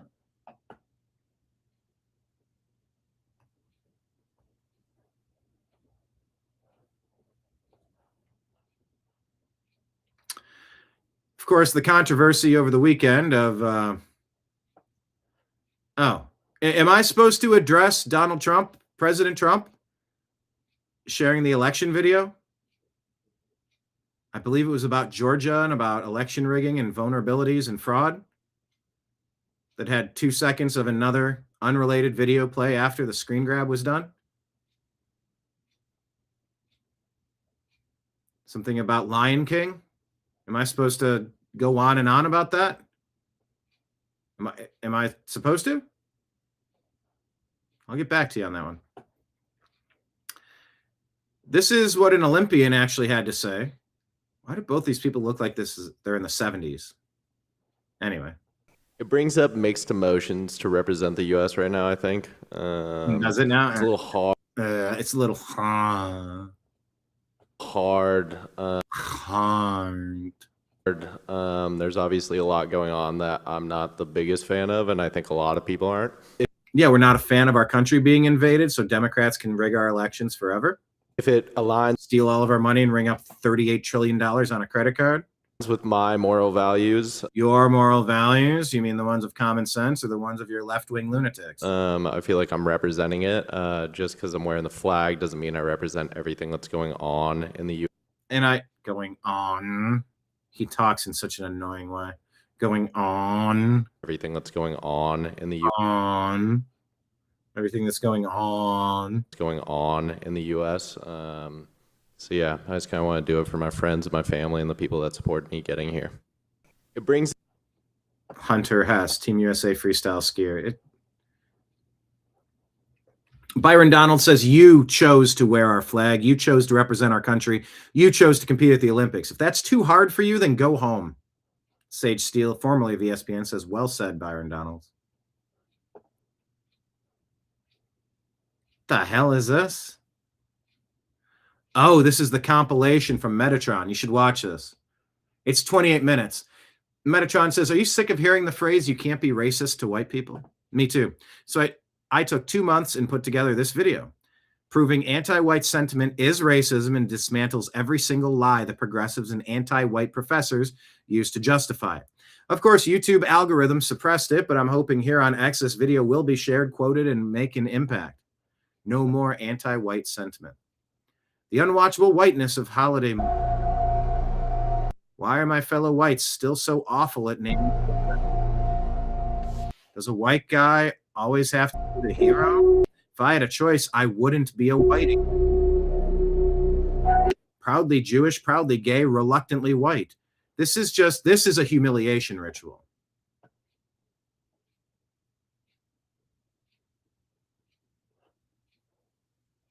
It's 28 minutes of this stuff. If you're white, science now says you're probably a racist. Now what? It's just garbage.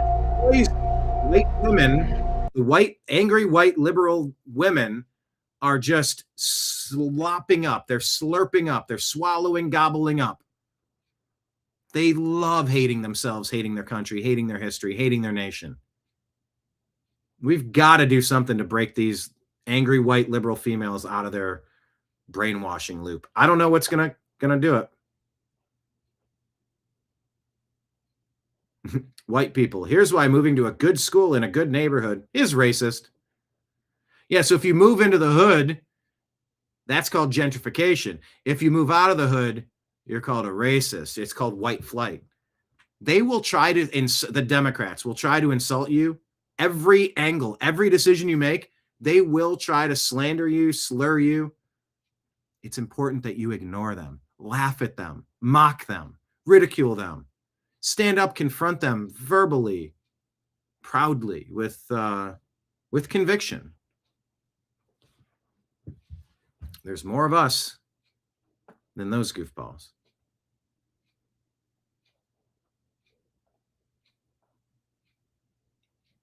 All right, let's find out the amount of fraud in Social Security. I've been fighting fake news reporters all day long here in the Washington, D.C. swamp who are trying to fearmonger the American people into believing that this administration is going after their hard-earned tax dollars and their hard-earned Social Security checks. So I want to set the record straight on your show tonight, Sean, and I'm very grateful for the opportunity to do so.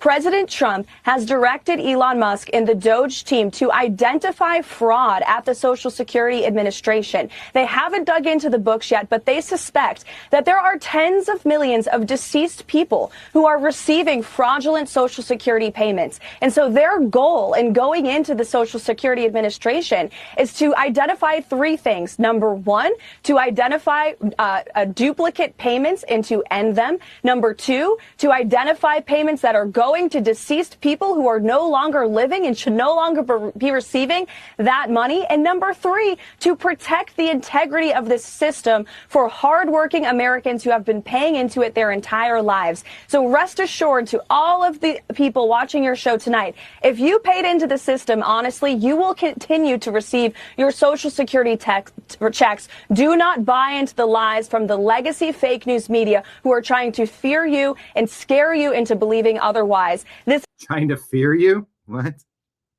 Continue to receive your Social Security checks. Do not buy into the lies from the legacy fake news media who are trying to fear you. Fearmonger, yeah. And scare you into believing otherwise. This is what we've seen them do about President Trump for years with every promise that he has made. And he's going in there to protect your hard-earned money. That is the ultimate goal. All right. Breathtaking amount of fraud discovered already. This married couple reveals that they're both on disability in the military, and just everybody in the military goes on disability and nobody's turned down from it. What does it say about the system when they're making more doing nothing than the people who are working to fund it? They seem happy about it. Reminder that this is an obvious let's get it done issue. Scott Pressler says this is day 39 of asking Leader John Thune to pass the SAVE Act. Everybody supports it. Take a look here. Favorite photo ID to vote. 85% of white people favor it. 82% of Latino. 76% of Black Americans favor it. So the bottom line is this. Voter My SSI provides so-so security. ID is not controversial in this country. A photo ID to vote is not controversial in this country. No, it's not. It is not controversial by party, and it is not controversial by race. The vast majority of Americans agree with Nicki Minaj that, in fact, you should have a photo ID to be able to vote. So something of a non. Take a look. So think, you could have clipped it before that, but all right. Thank you for that. Chuck Schumer's lying about voter ID suppressing our votes. She says, I vote in the South with ID every time. No problem. Dems are just shielding their illegal migrant voting scheme. That's their new base. Stealing our elections with no ID. Pass the SAVE Act. I agree. Oh, this was the end of it. This was the end of the Kid Rock performance of Till You Can't, which was so good. And then it was a tribute to Charlie Kirk.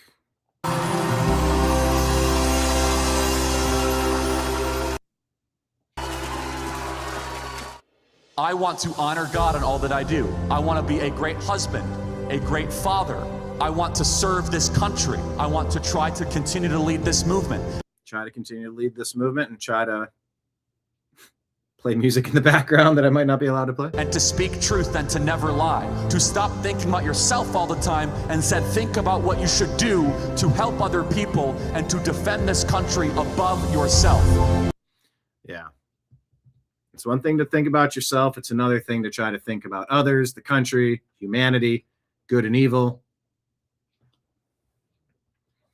I try to balance that. I try. Sometimes I wonder if I'm too far in one direction, but I try. I'm so inspired. This army of freedom fighters, we're going to be around for the next 100, 200 years. Yeah, the army of freedom fighters is going to be around for the next 100, 200 years. But they stole Charlie from us. Because we know in the end, our ideas will win. God should be... Oh, yeah, they're better ideas, and those ideas will win. As long as you're on fair footing. The most important thing in your life. But then beyond that... Oh, hold on, I talked over that part. In the end, our ideas will win. God should be the most important thing in your life. But then beyond that, it's getting married, having children, building families. God, getting married, having children, and building families. It's my most important thing in my world. My wife, my kids, my relationship with God, the top 3 things.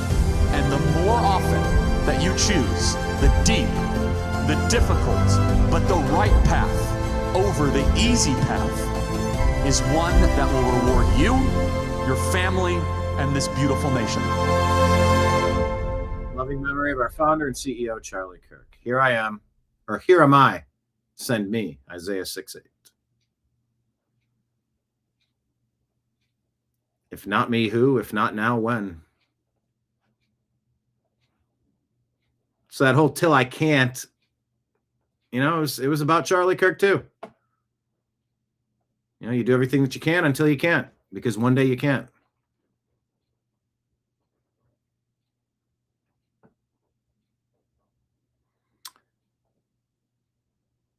Let's see. What is this on CNN about a ICE raid? Trump's number one issue still is immigration, and 61%. It's immigration. Immigration and immigration. Issue still is immigration and immigration. And 61% still support deporting illegals. 58% oppose defunding ICE. So look, the reality is when you have 10, 20 million people who come in here, and your edict is to implement the largest mass deportation in history, there's going to be some messy moments. I think when you actually look at the numbers. Oh, she might be making sense here. Is she about to make sense? Oh, he's got a furrowed brow. Maybe she is making sense, and I shouldn't be making fun of her. Linda Moynihan, correspondent, New York Post. He hasn't deported any citizens. Obama deported 4 citizens. So I'm not going to say that ICE has been perfect 100% of the time. Are you actually got 2 Trenda gang members? First of all, they haven't actually presented any evidence of that. That's Trump. The media deemed the raid on a Chicago resident unsuccessful because it only captured 1 person on the terror watch list and 2 Tren de Aragua members. Sounds successful to me, and the vast majority of Americans agree. That's the context there. Since the start of Memphis Safe Task Force, there have been more than 6,500 arrests, 1,500 illegal firearms recovered, 148 missing children located. That's what happens when local officials cooperate with federal agencies. Good. World Economic Forum, Matthew Lau says we can induce a meat allergy by using Lone Star ticks to stop the consumption of meat and help the planet. Sean Davis reminds us this is a literal war crime, biological warfare banned by treaty, and this demon wants it used against his own people. Screw him.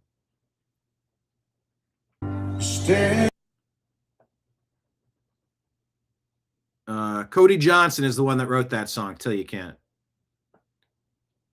Is God Bless America a song that you can play? Beside her and guide her through the night where the light from above. Okay. Is this playable? Can I play it? From the mountain to the ground, to the oceans, white with foam. God bless America. I'm sort of dreading waking up tomorrow to the YouTube algorithm copyright restrictions. Isn't God Bless America a song that everybody can? Is that royalty free? Oh, sweet. Oh, God bless America. Remember when you used to be able to sing uplifting songs? Oh, sweet.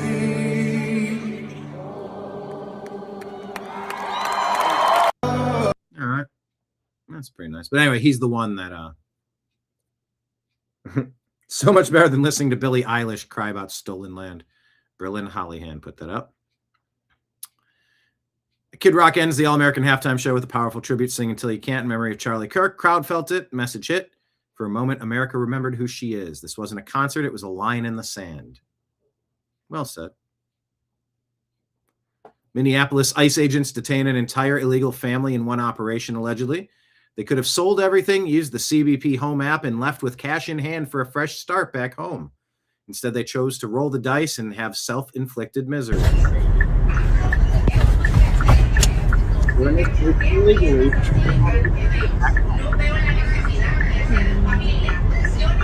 Oh, well, they got him. I got him on video. Wait, let me get his face.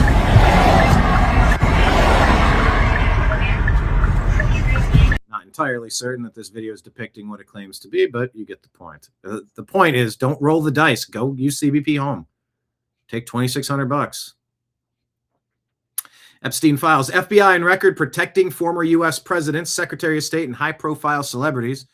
We all knew it, but this confirms it. Not to protect victims, but to protect the offenders. Millions of files released, powerful faces redacted. All sorts of people. Transparency task. Some photographs depict victims, unknown identified females and males, former U.S. presidents, Secretary of State, and other celebrities. From and to, it's all blocked out. I mean, it says FBI, FBI, FBI, FBI, FBI. Okay. What's the guidance for redacting images? Or who would be able to assist? General Mike Flynn says this must be immediately addressed by the White House. If true, and it damn sure looks like that's the case, how will our White House and Justice Department respond? Eva Vlenderbrook says, well, it's time to make a decision for Europe. If we don't start to seriously fight for our continent, for our religion, for our people, our countries, then this time that we live in will go down in history as the time in which Western nations no longer had to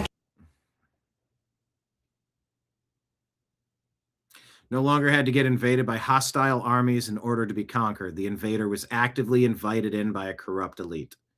Once again, too much music in the background. That's from a CPAC event 2 years ago. Sky News says, breaking, Japan's ultra-conservative prime minister is set to seize more power after an exit poll had her securing a big majority in the country's lower house. Wall Street Mav, though, says, hold on. Look at how the radical left news media frames this. She is not ultra. She's a normal conservative. She didn't seize more power. Her party won an election with a huge popular mandate. The radical left news media is upset that her policy is to deport third world migrants, as every country should be doing.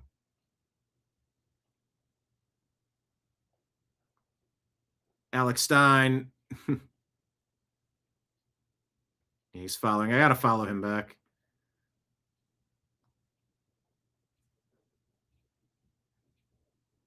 Hung out with him in Chicago and in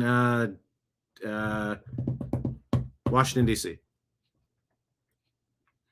So Alex says, I spoke with Howard Stern about the Pizzagate conspiracy back in 2016, and after this latest released, I am 100% vindicated, and Howard Stern should apologize to myself for being such a fraud. Howard Stern should be ashamed of himself. There's no shame. But listen to the beginning of this. This is pretty interesting. Alex, you're on the air in Texas. How are you, Alex? Hey, now, I'm good. So, Howard, my question is, have you heard about the scandal Pizzagate involving Hillary, Jeffrey Epstein, all And he's pushing off like, Hillary, hold on. I got this. He's running cover for the me. child predators are running a child predator ring? That is a fake story. Let the guy go for a second. I'll speak. But Robin, all right, okay, look.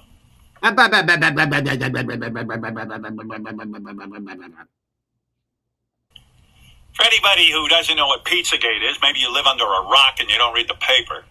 Yeah, or maybe you're one of the handlers. This is why I take the chat off. It's not because I don't want to see the chat. It's just I'm trying to see the thing on the screen. Maybe you live under a rock. Sounding very... Who doesn't know what Pizzagate is, maybe you live under a rock and you don't read the paper. But Pizzagate was a thing where... Uh-huh. Oh, did I click something accidentally? Fake story. Who doesn't know what Pizzagate is, maybe you live under a rock and you don't... Maybe I live under a rock. Or maybe you're one of the handlers that fucks with the new American media when we talk about Pizzagate. Read the paper. But Pizzagate was a thing where on the web, on the internet. Oh, is that what the web is? The web is the internet? I didn't know that. There was a story. I thought it was about a spider. It was a fake story. And oh, it's fake. I am glad Howard Stern is the arbiter of knowing what's fake. It's unknowable. So when anybody wants to tell you that something unknowable is fake, no. Red flag. That's a tell. Not to give the left any tips, but don't fucking do that. by the way, you say, where do these fake stories come from? Is it some devious plot? And it is, actually. The Russians and other countries like... Oh, it's the Russians. Howard was in on the Russian scam. Like China, our enemies, sit around. They have actual groups of people in their military who do what is called disinformation. They try to confuse the idiots in this country who don't look for sources, who just are on the internet all day.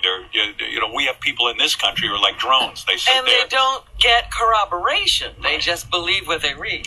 So anyway, Pizzagate turned out one of these disinformation stories was that there was a pizza parlor in... Oh, it's disinformation. I'm so glad Howard knows everything about everything to disprove something that's actual, that's obvious to everybody now. Washington, D.C. that had a pornography ring that Hillary Clinton and John Podesta were all involved in, and it was a cuckoo story. Like, you'd look at this and go, well, of course this isn't true. This would be in every major newspaper in the world if Hillary Clinton and John Podesta were busy with child porn. So, long story short, some guy reads this and he decides he's going to investigate on his own. So he gets an AR. I think he had an AR-15 or whatever. He goes in with an assault rifle and he goes down to Washington to investigate. I mean, fortunately, all the people got out of there, but I think he shot up the place, if my memory serves me well, yeah. I think it was one shot into the ground. And so this is what's happening in our country. We have the internet. It has changed everything. The internet changed everything. And you got a bunch of morons who sit home and read internet all day. I don't know why they don't work. And they believe anything they read. And these are very gullible, dumb people. I mean, these are the same people who donate to the Baker family because, or these televangelists, even though Baker himself was in jail. I mean, it's the same. It's just the problem is there's a lot of idiots. Listen, you hear it all the time. There's certain people who call in are dumb. Listen, what are we going to do? If I was president, I'd get rid of a lot of these people. Anybody with an IQ... Yeah, and didn't you say if you wouldn't take the jab, you'd get rid of them too? You're a tyrant. IQ below 110 would be gone. That's the end of them.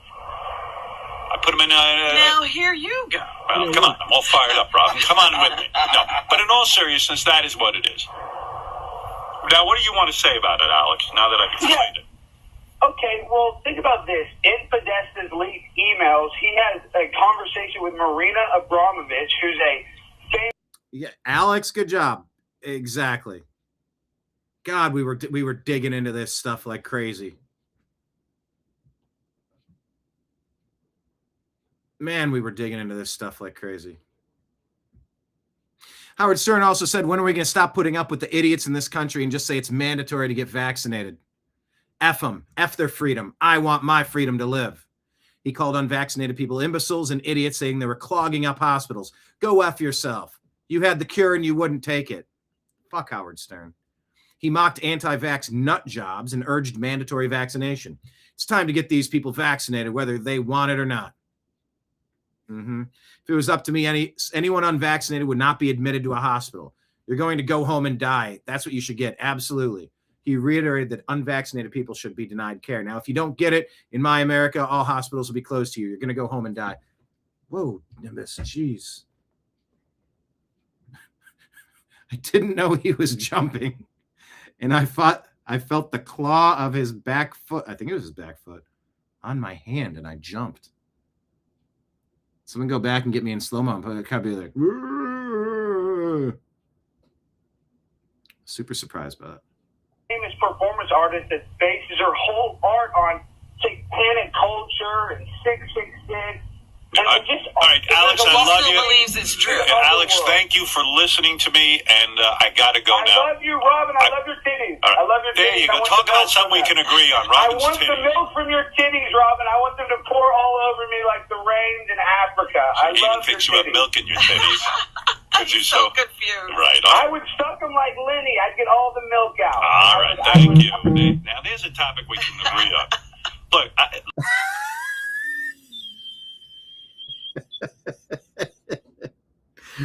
whoa! Leave me alone with internet theories and all of that. You got to give me a break. I'm here to do gay lie detector tests. I don't know why people look to me to explain everything to them. You know. All right. There you go. Jonathan Turley says it's hard to say when the New York Times hit rock bottom, but this may be the conclusive landing spot.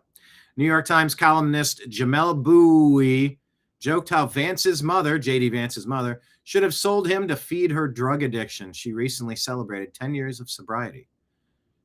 Jonathan Turley's like, what in hell is wrong with the New York Times? Rock bottom. Here's the San Joaquin County Sheriff's captain alleging that Pakistan, well, let's hear his words. What's going on with voting? Listen to this guy. This is official. What's his name? San Joaquin County Sheriff's captain. The way the voting system is structured, we see quite a few flaws. You're able to register even if and cast a vote if you don't live in the country, as evident of his brother in Pakistan. And I think we have some evidence of 2 or 3 other people out of the country that voted. Is that correct? Yeah, approximately 2 or 3 other people out of the country, as well as people residing outside of the district. Okay. Illegal alien Pakistanis voting in our elections. The online voter registration system, it seems to be an honor system. It seems to be a system that needs completely destroyed and never used again if it's an honor system. A hard stop. Anybody can put information in there to register to vote. All you have to do is click a box and say that you're not lying. And then how did we let this happen? You'll get an email from the Secretary of State or something in the mail saying, thank you for registering to vote. And there you are. Once you're on the voter rolls, anytime an election comes around, guess what? You get mailed a ballot, right? You get mailed something to vote. So we found that a little bit problematic. The way the voting system is structured, we see quite a few flaws. You're able to register even if and cast a vote if you don't live in the country. As that is craziness. Life News shows that Seattle Seahawks linebacker Derek Hall was born at only 23 weeks old. He had no heartbeat, and doctors gave him a 1% chance at survival. But his mom refused to take him off life support, and today he played in the Super Bowl. Good for him. And then they won. Benghazi's in the news. Judge Janine said something stupid about our Second Amendment, but now she's talking about Benghazi. Maybe she'll be better on this topic because she was terrible on the Second Amendment. The amazing part of all this is that they had drones and they had videos. They knew immediately. I spoke to Patricia Smith, and I had the honor, honestly, to call Sean Smith's family, Ty Woods, Glenn Doherty, and the ambassadors and tell them, we're bringing in Bakush. We got another indictment. And Patricia Smith said to me, she said, my son texted me and he said, Mom, they're not going to send help. I'm going to die. I mean, she has to live with that every day. And they lied. They didn't tell anyone. They could have sent F-16s to fly over to disperse that crowd. They could have done all kinds of things. They had a rapid response team that could have gotten there in a few hours. They didn't send help. Why didn't they? You have to ask Obama. Benghazi was the most dangerous place on earth for Americans. And they put them there without protection, and they lied to us on the Sunday morning talk shows. They lied to us in Congress. They lied and said they did everything. How dare they? And the American people knew. And it was only through President Trump that we're now going to get some kind of justice, because we never went for them and protected them. Yeah, that's that movie. What's the one with John? What's that actor's name from The Office? Pam and what's the actor's name?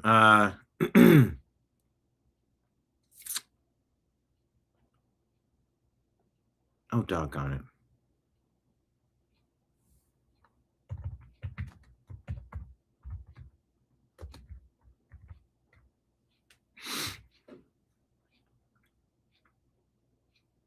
I got John Krasinski. He did that from 05 to 13.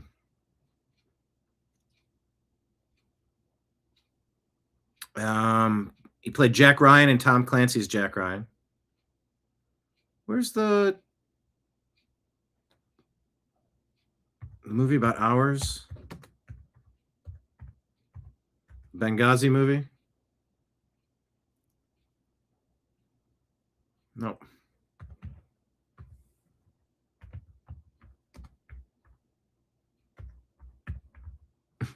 What's going on? Nimbus. Goodness. I can't type because Nimbus sat down in front of me.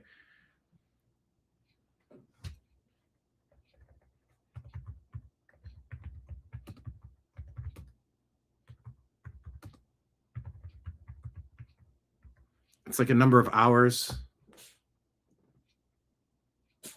13 hours. The Secret Soldiers of Benghazi, 2016. Yeah, shame on them. Thank you. 13 hours. Yeah, I couldn't. You okay, bud? You doing some sneezing? Can I get you some immuno boosters?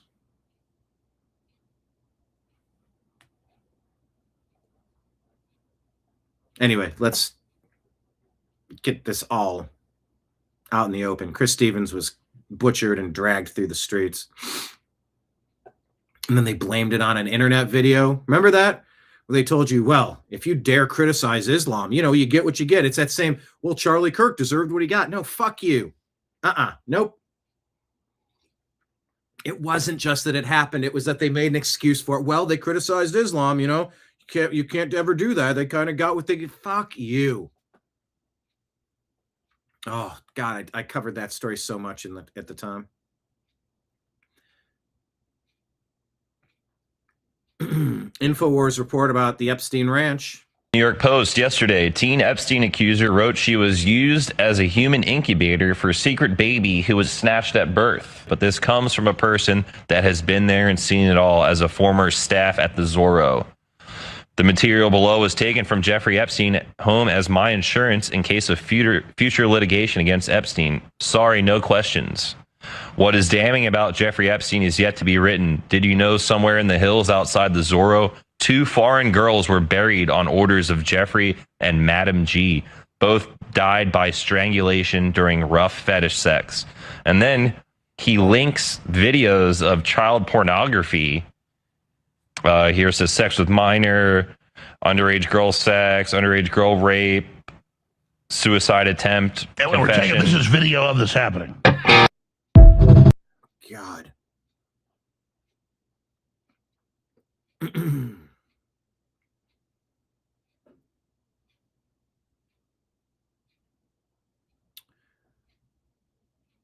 What is this? A left-wing female driver in a white Lexus sedan with Oregon plates 478 PWF drove by right-wing live streamers outside the ICE facility and fired repeatedly with a gun, a BB gun. Man, you're triggered, aren't you? Oh, look at that, look at that, look at that. Oh shit, she just shot me with a BB gun. And she's going down the wrong way. She just shot me with a BB gun. She just shot me in the face with a fucking BB gun. 478. She just shot me in the face with a BB gun, bro. She's shooting a BB gun. Yep. She just shot me in the face with a BB gun. I hope she comes back. I'm popping with this when she goes by, bro. I'm popping. She just shot me in the fucking face with a BB gun, bro. Yeah, I heard it. She shot me in the arm like 3 times with the BB gun, and it hit me in the side of the face right now. Oh, I thought it was a real gun. Boom, boom, boom. No, that would have been louder. Airsoft. No. I thought it was a real gun. License plate and everything. Yep, the tolerant left. They never have been tolerant. You must do what they say when they say, or else they will shoot you. Always has been. Retire them all. Dan Hill tells us about the recess appointments. Clinton had 139. George W. Bush had 171. Obama had 32. And Trump has 0. So they're asking Leader Thune, why are you blocking a president from your own party from making recess appointments? Get rid of Speaker Thune, or not Speaker Thune, Leader Thune. Get rid of him immediately. Senate Majority Leader. He's not doing anything. Get him the fuck out of there. Sorry, I'm getting, ugh. Get to work. John Husted says that Ohio implemented a strict photo ID law before 2024 presidential election. Turnout data shows no evidence of voter suppression. In fact, 2024 produced the second highest turnout and turnout rate of the last 4 presidential elections in Ohio. 70, 71, 73, and 72%. Okay. This guy passed away. Rest in peace, Brad Arnold. Not everyone knows it, but Three Doors Down was one of the few bands brave enough to play at Trump's first inauguration in 2017. Did you know that? This took balls back then. Brad Arnold was a true patriot. We lost a great American yesterday. Rest in peace, Brad. Good for him. Good for them. I'm here without you, baby. Is that the song? Think about you all the time. But all these vows that separate a lonely mind. I'm here without you, baby. All the time. I'm here without you, baby. Oh, rest in peace. Maybe I'll do a music reaction. I think I'm going to start knocking out some music reaction videos.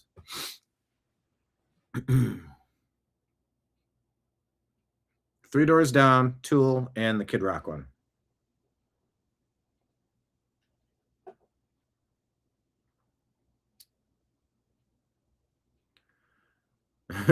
John Kasich, the Rhino from Ohio, says, love the halftime show, which celebrates the wonderful Latino culture. Great pick and great show. Bad Bunny hit a grand slam home run. Yeah, wrong sport, champ.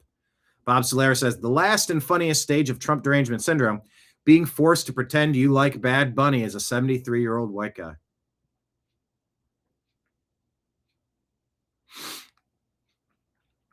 Cliff Maloney says, inside scoop, a friend of mine who works for the NFL production team just sent me this. Producers and advertising team are furious about the success of TPUSA's halftime show. It's killing our numbers. Go woke, go broke. You know, it was only 5 million. It was only 15 million. It was only 10 million, whatever the number is. Okay.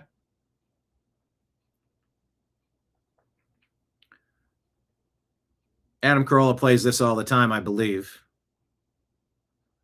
It's a pure example of chick think. We have a company, Nithya Raman, LA City Council member. You know, the Toyota.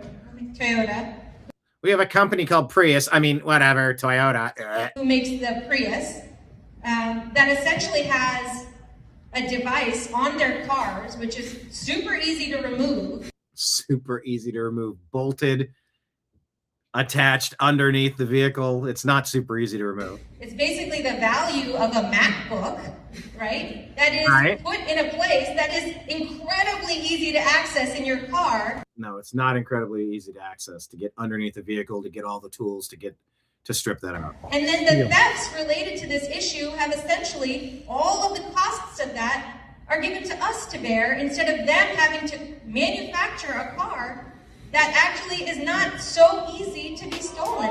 We have so easy to be stolen. How about arrest the thieves and keep them in jail and deport the other ones that don't belong here? Bardo says, a few Christmases ago, the catalytic converter was stolen. That's what she's talking about. Stolen off my used Prius in the suburbs. I was mortified as a young woman just getting on her feet after college. Thankfully, insurance handled it, but one thing stood out. All my liberal friends and family saying something along the lines of, well, they probably needed that catalytic converter more than you. It's Christmas after all. It's ghoulish to me that criminal behavior is to be moralized at that level. A catalytic converter is not a loaf of bread, and I do not expect a Jean Valjean arc from the fellow who stole mine anytime soon. After installing a cage on my new converter, my mechanic described the skill necessary to effectively saw these things off. These aren't high school girls swiping eyeliner testers from Sephora. Yet some city officials are behaving as though the two are indistinguishable. Ask yourself, is this the kind of city I want to live in? Where in order to drive a $2,000 tin can a la Craigslist, you first need to soup it up with an $800 Mad Max style cage? Let's not forget, even though you live in the suburbs, expect to pay insurance prices as if you drove through the jungles of Nicaragua each morning. The codification of permissible rhetoric is simply too expensive when we aren't paying for it with life or limb. Laura Loomer says that humiliation ritual, there you go, the humiliation ritual continues. Latin broadcasters are bragging. Is it in English? No. Bragging about how amazing it is that Bad Bunny hijacked Americans' most important party by only singing Spanish. A lot of these people want to erase English and white culture from America, and they aren't hiding it. Gives you a tear in your eye and feeling proud. He sang in Spanish, Benito. Most important. Yeah, okay. Last country music Super Bowl halftime show was Travis Tritt, Clint Black, and the Judds, and Tanya Tucker in 1994. 32 years without country at halftime. Washington Times says no gnome or no deal. Democrats vow to oppose any funding bill if DHS chief remains in charge. Yeah, and? Mike Lee says the zombie filibuster led to this moment of insanity. It's time to end its reign of terror.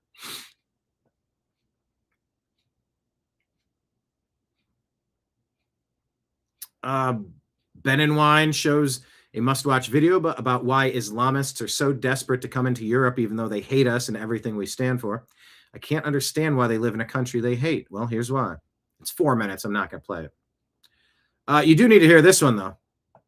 Representative Gene Wu, a Democrat, takes his mask off, and he's a demon. Listen to this shit. I always tell people the day the Latino, African-American, Asian, and other communities realize that they share the same oppressor is the day we start winning. Because we are the majority in this country now. We have the ability to take over this country and to do what is needed for everyone and to make things fair. But the problem is our communities are divided. They're completely divided. And I talk about this. I always hold on for the context.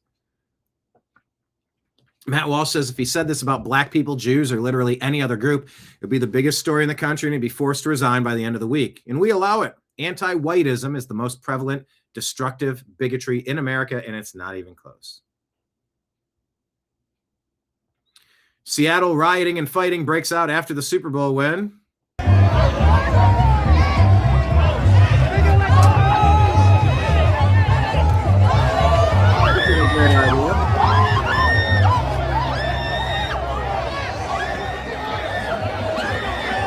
Love the chicks.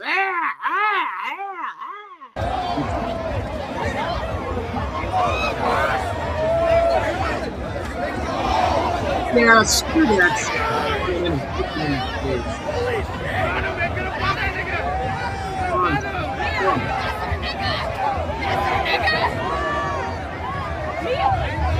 Those cheap shots, and tell me who's usually doing the cheap shot.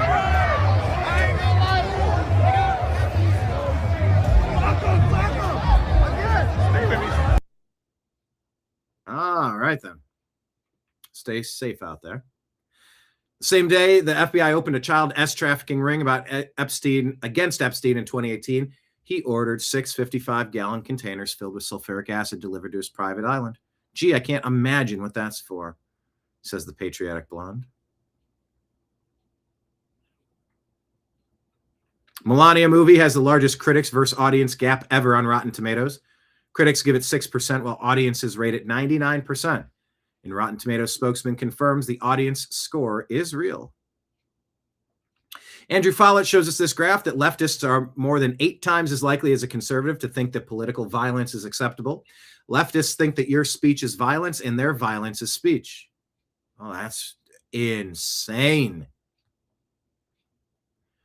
Kroger is fleeing Oregon, a $25 billion evacuation of the Kroger chain to leave this leftist political run state. Not just Kroger. I hear that many want to leave, says Johnny Midnight. The illegal alien truck driver who killed 4 Amish men in Indiana was hired by a fraudulent company. Using the CBP One app and released on parole. Hold on. Wait, what? Another illegal immigrant truck driver accused in a deadly crash in Indiana. It killed 4 people. The driver reportedly entered the United States under President Biden using the CBP One app and released on parole. Senior correspondent Mike Tobin has this tragic story. Hi, Mike. And sadly, Dana, it's another case of someone who entered the U.S. under Biden administration policies, went to a sanctuary state, got a license to get behind a big rig, and now someone is hurt or killed. No, if you're not an American citizen and you can't prove that you can read English, write English, understand the rules of the road, you have no business operating a CDL. You shouldn't be driving in our country if you can't prove that you understand what's what. New York Post reports that 2 dead bodies found on separate NYC subway trains within hours. Miranda Devine says, welcome to Mom Donnie's New York. Hanging from the cross. I love that song. Millions just heard the gospel preached from a former drug addict. No one is too far gone for Christ. That's a very important point.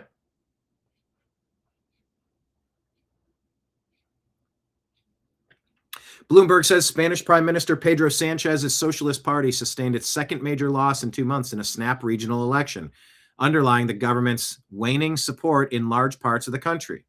Mike Benn says this is why the corrupt Spanish government is suddenly rushing to flood the country with 500,000 illegal aliens and criminalize any speech that criticizes them. Their party is losing elections rejected by their own voters, so they're importing immigrants to keep them voted in. It's exactly what they're trying to do in America. John Solomon reports that this Democratic senator requires photo ID to enter the campaign event of his while opposing voter ID for elections. You couldn't make it up. Judge overturns election after Democrats were caught ballot stuffing. Where is this at? Yeah, it's from 23 Connecticut judge. Mike Tyson was in a Super Bowl commercial about eating real food, not processed foods. And then RFK Jr. posts this. It's a picture of Bobby Kennedy with a Tyson tattoo.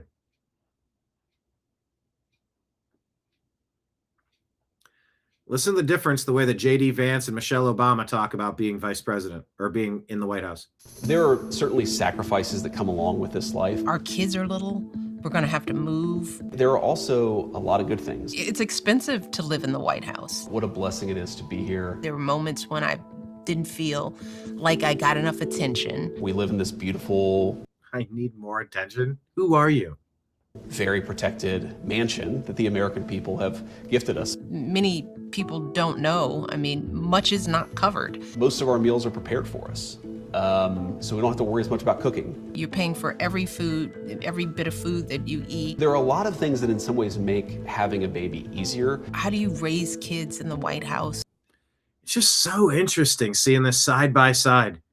Everything is a gripe and a complaint, and everything else is some gratitude. It's dangerous. You don't have to worry about TSA lines when you're the vice president. Air Force 2 makes transportation pretty easy. We had to pay for their travel to be on the plane. My attitude towards kids, they're a hassle. What the hell have we gotten ourselves into? No more kids. They mess you up. Then we had a second, then we had a third, and now both of us are just like, what's one more? Whatever. Wow, that is such a stark contrast. Frank McCormick says no one loves Mexico more than those who are protesting being sent back there. Oh, look at all those flags. Yeah, don't forget this. The Skiff puts this out. Pizzagate emails were originally discovered in John Podesta and Hillary Clinton's emails where secret communications involving food, especially the word pizza, were being used to disguise and talk about the trafficking and abuse of kids. These emails were presented to the world by WikiLeaks, which were originally obtained by a brave American patriot named Seth Rich. Seth Rich found out that the DNC rigged the primary against his favorite candidate, Bernie Sanders. Seth worked for the DNC and had special access. He then downloaded the emails and gave WikiLeaks the DNC Podesta Clinton emails. He exposed the Podesta Clinton emails because he saw how corrupt his own party was. His perception of the government and his world was shattered when the truth revealed itself, and he wanted to expose the truth to the world. As an ex-employee of the NSA confirmed that the Podesta Clinton emails were in fact downloaded from someone inside the DNC and not by a foreign nation like they wanted you to first believe, this was found through electronic analysis mentioned in this video. That someone who exposed these emails allegedly turned out to be Seth Rich. A message exposed by John Podesta stated that he supported the idea of making an example out of the DNC leaker. Not too long after, Seth Rich was found dead less than a block from his own home. The cops did not cooperate and immediately closed the case as a botched robbery. The problem is nothing was stolen. His phone, his wallet, his watch, all were found at the scene. Seth was shot multiple times in the back. Many allege that people tied to Podesta and Hillary had Seth killed to make an example out of him for anyone else planning to leak information to the press to expose them and their corruption.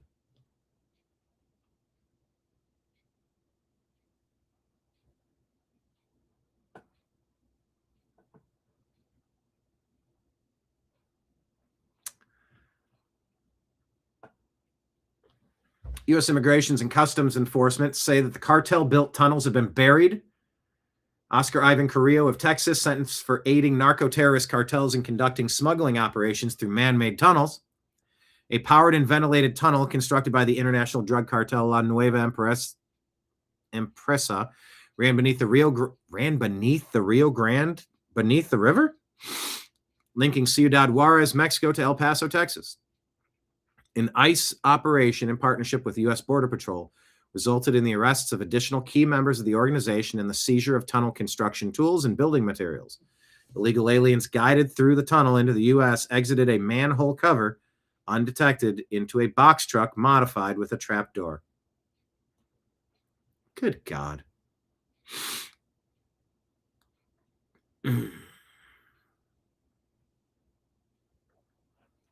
Tony Segura says, why all of a sudden the made-up bullshit attacking DNI Gabbard?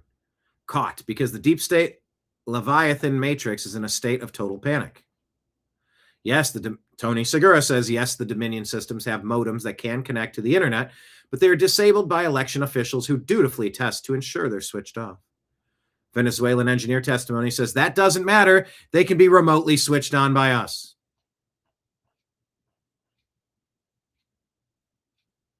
In other words, the answer to your question is yes. For that, you need an engineer that understands the Windows pipeline system, allowing you to block certain parameters within the systems, but through the operating system, I can enable that component. I guess they're trying to go after Tulsi Gabbard. Laura Logan says Tulsi Gabbard is there as a part of the Title 50 investigation into treason. Elections are critical infrastructure, and foreign agents and nations who work with domestic partners to steal, manipulate, are guilty of high crimes. That is why she is under attack. They see the walls closing in, and they are terrified. It is proof that they do not own her, and she works for the American people.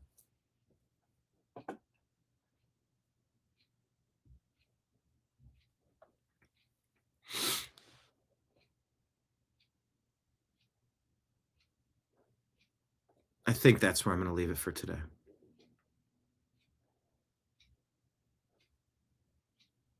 Thank you, everybody, for being here. Hit the thumbs up button, hit the like button, share the show with a friend. We need to grow this program. We appreciate all of you. We appreciate your Rumble rants for today. Reminder that we do have super chats out there, and you can sign up on our Patreon or become a monthly subscriber on Rumble and YouTube. That's a great way to just set it and forget it and be like, yeah, I'm in for $5 a month or $10 a month. Set it and forget it. because we got an $800 bill coming up, and we haven't made anything on our YouTube channel in the first 9 days of February. So please consider helping your boy.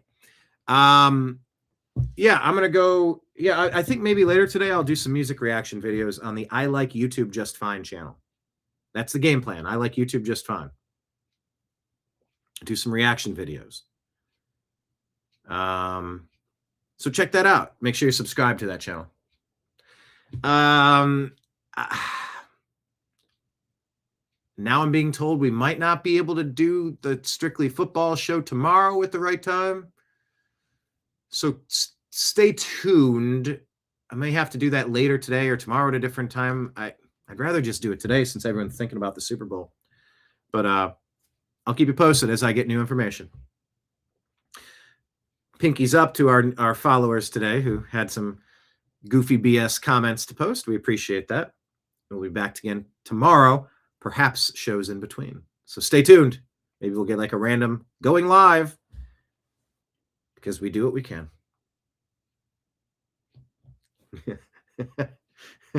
Before I sign off, Kenneth wants to make sure we have fun. That we have fun. Thank you for the funds, Kenneth. Throwing a 10-piece, throwing a Jeffrey Epstein. Doesn't really, Jeffrey Epstein does look like Andrew Jackson on the $10 bill, right? Wait, is he the 20? Hamilton's on the 10. I'm thinking of 20. Kenneth peels us off a Finn is a 5. What's a 10? A Diaz? What's slang for a $10 bill? I don't know what slang is, but I will say thank you. I'll say gracias in Bad Bunny vernacular. Gracias, says Bad Bunny. Para 10 dólares. Muchas gracias. Appreciation to all of you. All right. Yeah, I got to text the guys about Strictly Football, figure out where we're going to do this Super Bowl recap show. Sooner the better. So today, if I can, I'll text them right now. Got to eat something and go from there. Nimbus is stretching on me. Hi, guy. Maybe he wants some more lunch. So I'm going to call it for today. Thank you, everyone, for being here. Hope you had a good time. Had a lot to unpack. So much news, and there'll be more tomorrow. Every day, it's another chance to figure out what people are talking about. Tell some jokes and become a little smarter in the process. All right, now signing out on behalf of everybody out there in the TNAM universe. I appreciate you. I love you. And we'll talk to you again soon. Take care, everybody. Peace.